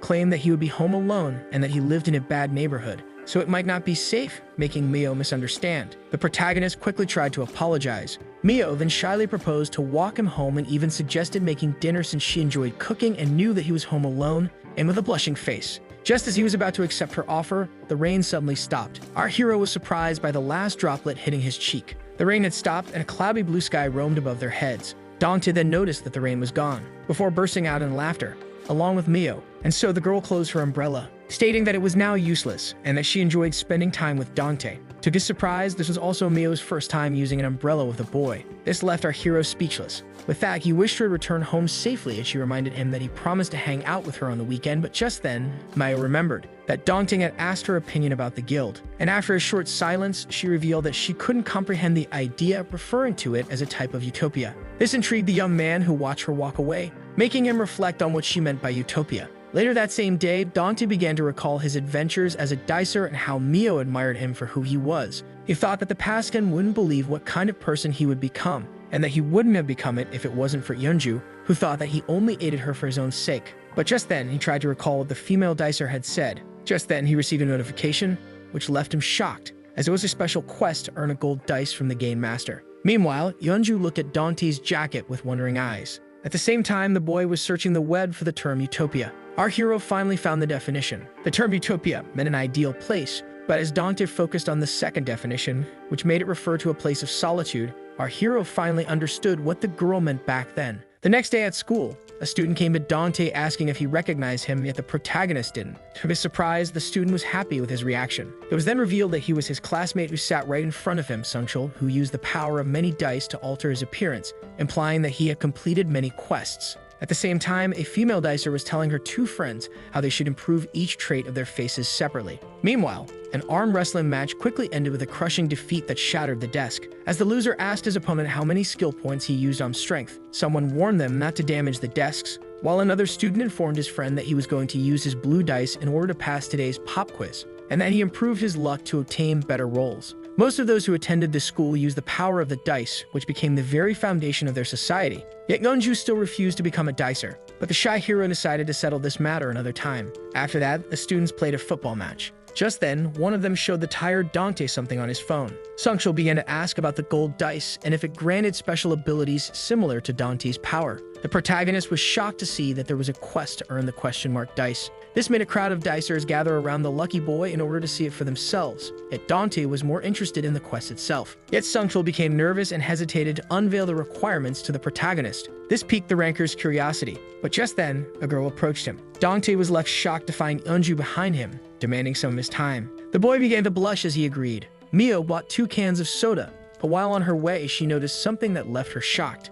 She immediately hid as she saw Dante and Yeonju alone, and began to peek. When Dante asked what she wanted, Yeonju stayed silent for a while, before handing him a bag which left him confused. Yeonju, who seemed to have something to say, gave him back his hoodie. Dante was then shocked when the chorus girl apologized for ignoring him recently before thanking him for protecting her last week. The girl then pointed out how he formed his guild to prevent such events from recurring, making him apologize, stating that he couldn't think clearly, so she affirmed that there was no need. Our blushing hero thanked the chorus girl for understanding. When Yeonju asked if he was harmed, the boy tried to flex his strength, making her state that he was still the same. The boy then pointed out that he had more dices than anyone, before sharing a laugh with Yeonju as Mio listened to them in silence. Dante, who stated that it had been a long time since they conversed like this, asked the girl if she was still getting harassed by dicers. Yeonju paused for a second as her eyes saddened, as she recalled her massacred chorus book along with the 3 junior girls and how Dante's guild was the only barrier between her and the bullies. Yet she claimed that everything was alright. The confused protagonist then asked about the day of Yeonju's competition, which she stated would occur on Sunday.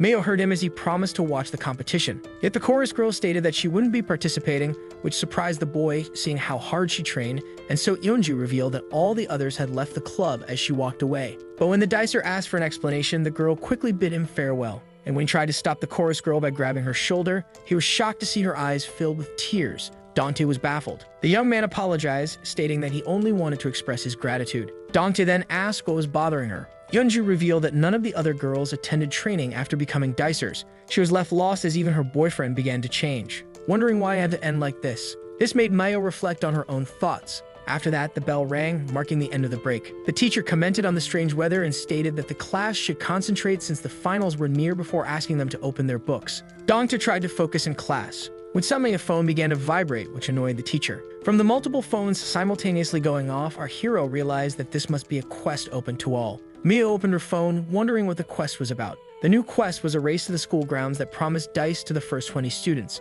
Mio began to hesitate since this quest was occurring during class time, when suddenly a student stood up, asked for permission to use the restroom, and rushed outside before the teacher could utter a word. The class was then filled with the sound of moving chairs and desks, as the rest of the class rushed outside with all sorts of fake excuses. A teacher was left powerless to stop the dashing students from exiting the classroom. Just like that, the classroom was filled with emptiness. Mio told Dante to come with her, yet the boy seemed in a state of panic. Tabin slowly passed by him without uttering a single word. When Mio stated that they were going to fail the quest, Dante asked her to go by herself, and she insisted on going with him. The girl was left confused as the young man stated that the situation was odd, as he didn't receive the collective race quest. Mio had a hard time believing it as Tabin slowly walked away. Dante's scream was rendered blank. Meanwhile, the students mindlessly raced to the school grounds. The teacher hopelessly ordered them to return to their seats. The instructor then rushed outside, asking the 3 remaining students in her class to wait for her. Yeonju silently began to shake in frustration, A shocked Mayo asked Dante why he didn't receive a new quest,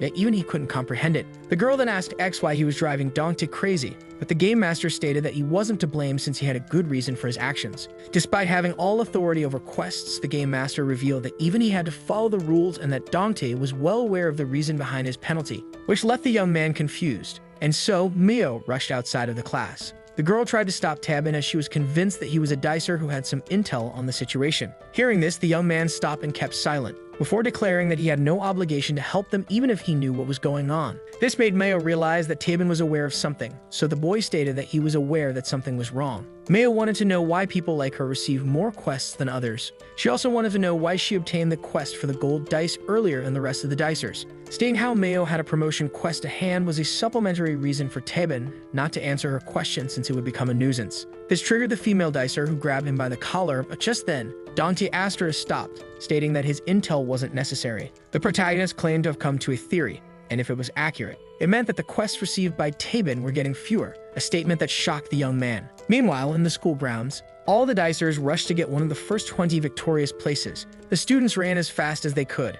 Hex counted 17 students who had completed the race, when suddenly someone grabbed the girl by the shoulder. It was none other than Sungshul, who threw the girl behind in order to take her place in the race. The boy was happy to have secured himself the 18th place. But just as he was about to claim his reward, someone quickly grabbed the dice. Sungshul asked the boss of the family to give him back his dice, yet the bully quickly claimed the boy's reward for himself, stating that the owner of the dice would be whoever used it first. But just when the boy began to demand his dice back, the boss of the family knocked him out with one punch, filling him with some sort of satisfaction. This marked his third victim, as he was tasked by X to steal blue dice from 5 dicers in order to complete his promotion quest. With that, he began to search for his fourth prey. One of the dicers was disappointed since there wasn't any other quests, so a second one advised him to have a little patience when the third tried to turn their attention to something. Even the boss of the family was intrigued, as to everyone's surprise, someone began to climb up the stairs. Meanwhile, the shocked Mio demanded an explanation as to why both top dicers weren't receiving quests.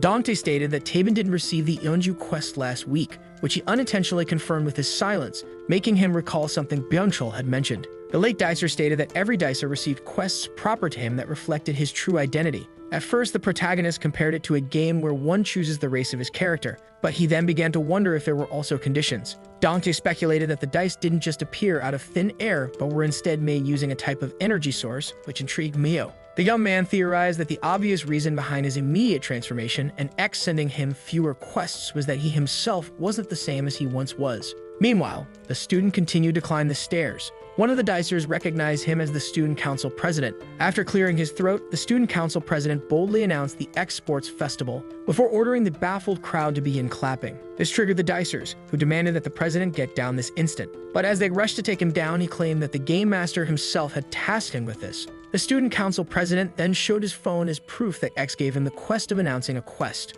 But the dicers, who normally received the quests on their phones, began to complain that the president had to announce this one. And so he resumed his speech, forcing all the irritated students to clap their hands. The game master was using the president of the student council as a middleman in order to announce his newest quest. Everyone was left confused when asked to gaze at the dicer right beside him. The game master declared that person as the dicer's respective opponent, as they were tasked with defeating 3 dicers in order to get 2 dice and beating down a familiar face in order to earn 3. Meanwhile, Mayo was left shocked, since Dante began to receive fewer quests because he wasn't the same. But the protagonist explained that it was more complicated. In the past, Dante desired to transform himself, which he did by becoming a dicer. But the more he became his ideal self, the less he had to accomplish, which meant that something was constantly diminishing. At the same time, the dicers were baffled by the game master's fighting quest. Some speculated that it was a joke, but X claimed that his quests were perfectly clear. The game master stated that this was almost the same as a regular race through the ranks. But just as the uneasy dicer stated that the members of the guild were different, a shadow charged at him from behind. But he noticed it too late, and just like that, the student was the victim of a surprise attack. Meanwhile, Dante began to wonder what could have changed about him. But just then, the 3 dicers came to the same conclusion. Meanwhile, one of the dicers began to mercilessly beat the other student, making him beg for mercy with a mouth full of blood. But the student recognized his attacker as his classmate and then asked him not to fight him. That he didn't want to hear any of it since X would grant them dice if they fought and won against someone they were familiar with, making the attacked dicer fear the worst. When suddenly, the ambusher himself was surprised by a kick to the face, knocking him off his opponent, who thanked his mysterious savior. That this dicer, who tried to catch his breath, had an uneasy look on his face, as he asked the one he just saved if he wasn't fully beaten yet. The attacked dicer had a hard time comprehending those words, but was immediately alarmed when his savior began to assault him. At the same time, while Dante was theorizing what must have been constantly decreasing, Tabin's nostalgia resurged, as he also once realized that the energy source must have been desire. The past Tabin tried to get Muyang's attention. This happened 9 months ago. A younger Tabin had to yell the boy's name in order to make him remove his earphones and finally lend him an ear. The young man was angry at Muyang since he was always in solitude with his music, so as a music lover, he didn't see the wrong in living as such. But Tabin stated that he wasn't here to talk about it, but to inform him of the work process of the quest. Muyang's smile quickly faded as he asked the young man what he had discovered. So he began to explain how the quests are fueled by desire and how it controls the type, quantity, and quality of the quest. Tabin came to this conclusion by observing Muyang and the rest of the rankers. The ranker agreed with Tabin and began to praise him for using his skill points in order to enhance his intellect, making him very happy. The beginner dicer then continued, stating that the ranker, who was receiving fewer quests, gifted him a dice in order to have someone that would procure him additional dice. This claim threw the shocked ranker into a judgmental silence, but Tabin reassured him that you would give him all the dice that he needed since he was the one that helped him. Muyang then explained that this wasn't the case since desire always resides in the heart, and since it was dependent on its holder, it would soon start to demand again after being fulfilled. Desire could only be extinguished by something more ideal. Yet Tabin couldn't understand the meaning behind these words and asked the ranker about the reason behind making him a dicer, yet Muyang didn't give a straight answer. The ranker got up and revealed that the game master promised to change the game rules once there were enough rankers, before asking Tabin if he was also curious about X's future plans. This made the beginner dicer reflect in silence. Muyang then excitedly suggested finding all the rankers and teaming up with them at the right moment before stating that Tabin should sharpen his appearance in order to shock his bullies. With that, he proposed going to meet the others, which an excited Tabin agreed with. But from that day on, Tabin could no longer predict Muyang's plans and thoughts, yet when he finally understood it all, he was left too shocked to process it. An agonizing scream echoed through the cloudy sky. The poor boy that was being lifted off the ground by the neck began to beg for help, before crumbling right before the shocked Tabin's feet. The young man began to shiver in the presence of Muyang. Another boy ordered the girl behind him to immediately flee once he deployed his powers, and so the ranker activated his special ability, allowing him to tear parts of the ground.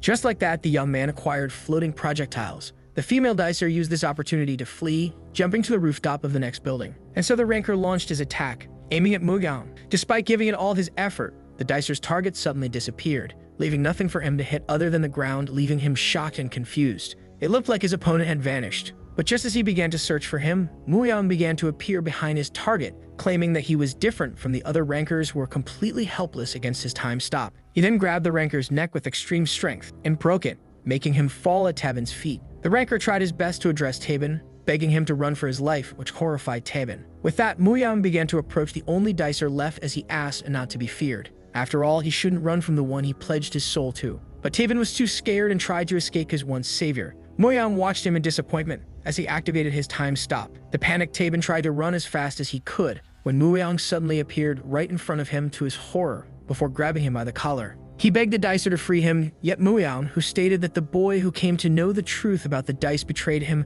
claimed that it was the ranker who betrayed the group that he had formed. Tabin hopelessly tried to punch and kick his way out of Muyang's grip, yet his efforts were pointless. The ranker then looked at the boy, who had tears in his eyes, and stated that the first dice enhanced human abilities while the second one allowed them to transcend human levels. But before he could talk about the third level of dice, the female dicer ambushed Muyang from above, releasing Tabin from his grip. Just like that, the powerful dicer was almost knocked off his feet. The girl then looked at the boy and told him to escape, and so he gritted his teeth and used his special power in order to teleport himself away. The boy then tried to catch his breath, thinking that he was now safe since Time Stop wouldn't allow its user to travel such a distance. But when he turned his gaze to the result of the fight, Tabin was baffled as he witnessed the female dicer's fall, making him release a scream filled with pain and despair. Muyang claimed that it was now over, with him and Tabin being the last ones standing, stating that the boy could never escape him with just distance. And even if the boy lived undercover and started all over again, the dice would sooner or later reach his hideout before claiming that he could never escape him or his past. Back to the present, Dante was shocked to see Tabin sweat as nervousness filled his eyes. For the first time, they witnessed how Tabin was thrown into a complete state of panic. The boy began to sweat and shiver in panic. This made Mayo and the protagonist worry, but when Dante tried to check on Tabin, the boy affirmed that he was alright and that he shouldn't concern himself with him. But the protagonist affirmed that Tabin was certainly in a state of panic based on his facial expression, yet the ranker only stated that he just suddenly felt sick. With that, Tabin walked away as he thanked both of them for their concern, stating that this matter didn't concern either of them. But the protagonist, who realized that the matter concerned Taben's past that he had tried to warn him about, insisted, stating that if it was related to the dice, it concerned all the dicers. Yet the boy affirmed that it didn't concern them and that it would be for the best if it stayed this way. Taben also revealed that it was crucial for A rankers to never form alliances, which left both Mayo and Dante utterly confused. But just then, our hero remembered to ask the female dicer if she was familiar with the A-ranker concept, so she revealed that she only received the promotional quest. Yet when the curious boy asked to take a peek at her quest,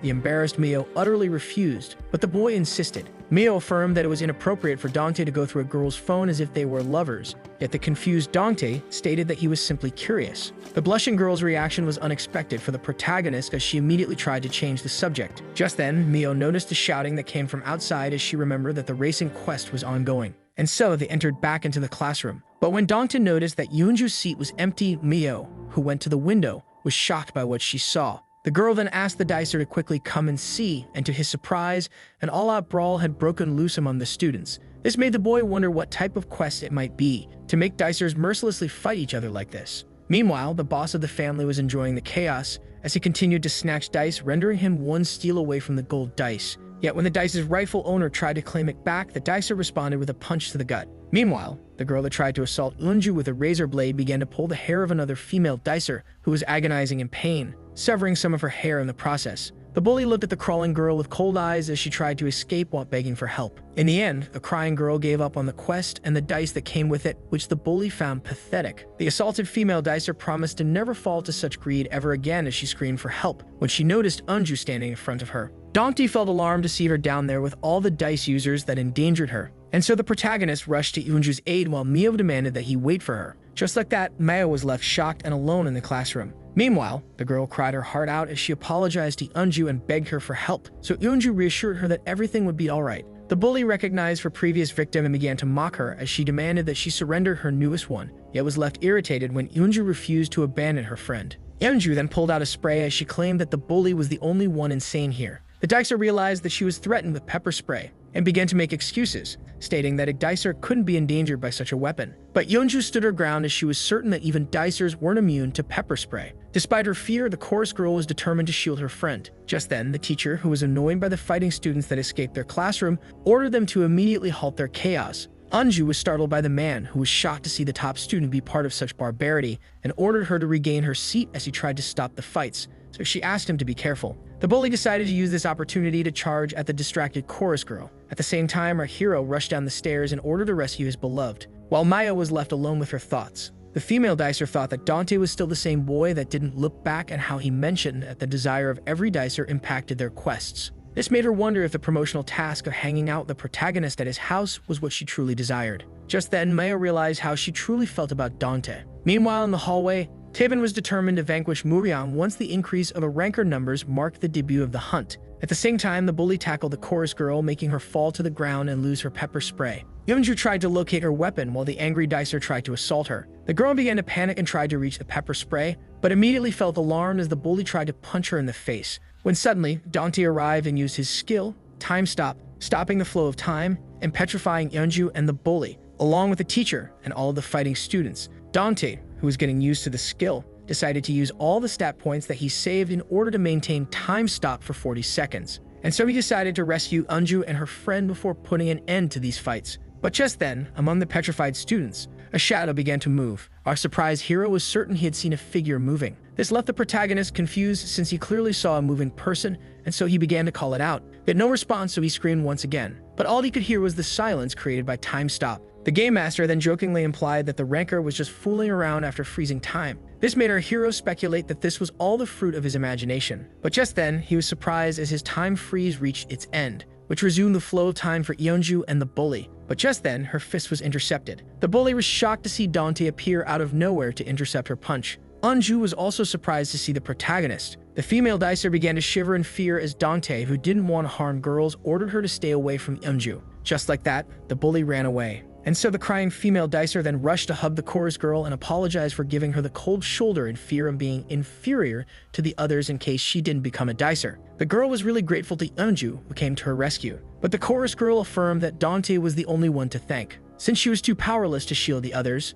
Hanju then asked the protagonist if he knew the reason behind the game master's actions, and if he truly enjoyed such mayhem. Dante looked around to see two girls fiercely fighting. At that moment, the teacher rushed to separate two other dicers fighting, while Yeonju was curious about the purpose that X was trying to fulfill. But just then, one of the dicers accidentally hit the teacher in the head with his monstrous strength. All felt alarmed as the man crumbled to the floor. Dante, Yeonju, and the student who hit the teacher by accident looked in disbelief. All had a hard time believing that a teacher was harmed, and so his opponent, who began to panic, grabbed him by the collar, yet he affirmed that he didn't harm the man on purpose. When suddenly, Dante screamed for all to stop the chaos. All were surprised as the protagonist ordered them to halt their fights. Yet one of the dicers demanded just a few more seconds in order to choke his opponent, pleading for help to ensure a dice, when Yeonju pleaded with them to stop. Dante had to remind the dicers of the rules of the guild, the first being to not involve any regular human like the teacher whom Yeonju was trying to help. At that moment, Yeonju's friend decided to run away, passing by Mio, who watched in silence. Dante affirmed that he wouldn't accept this barbarity and that they should forsake the quest if it brought harm to each other.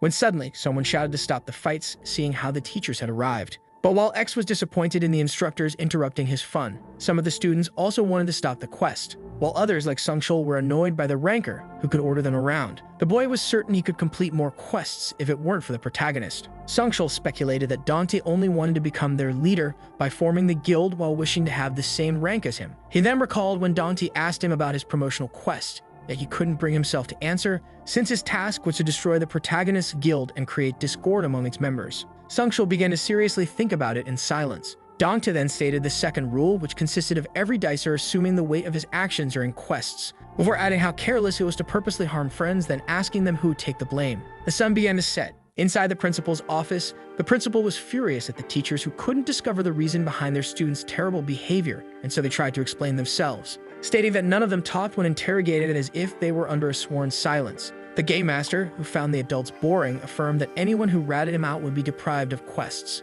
So the principal recalled how they mentioned that the students had their phones on them while fighting, and they explained how they only found the lock screen when inspecting the devices. This left the room filled with his disappointed silence, and so the teachers and the principal decided to leave this matter unpunished, seeing how it happened shortly after a student's death, marking the end of the field quest. Later that night, the boss of the family let out a hysterical laugh since he managed to steal his fifth dice during Dante's speech, and so he immediately rolled it in order to complete his promotional quest of stealing 5 dice from other dicers. With that, the game master granted the boss of the family a gold dice. The dicer was very excited to finally become a ranker, and so he began to celebrate, seeing how he would now be able to use unnatural powers like Dante and Tabin. Without any wait, the boss of the family immediately rolled the dice, wishing for great power. He was looking forward to receiving his new power, and when he looked at his prize, the excited boy found the suit symbol, leaving him utterly confused. Back then, when time was frozen, before Dante could rescue Unju from the bully, our hero could have sworn he saw a moving figure. But just then, in the frozen chaos, he noticed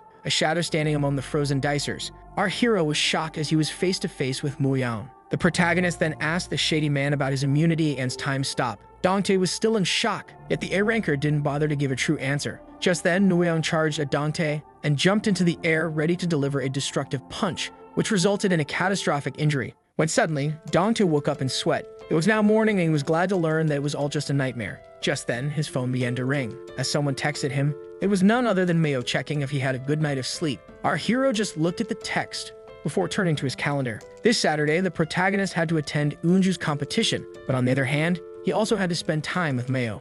So the video ends here. If you don't want to miss the next part, activate the notification bell, and see you next time on Tob's channel.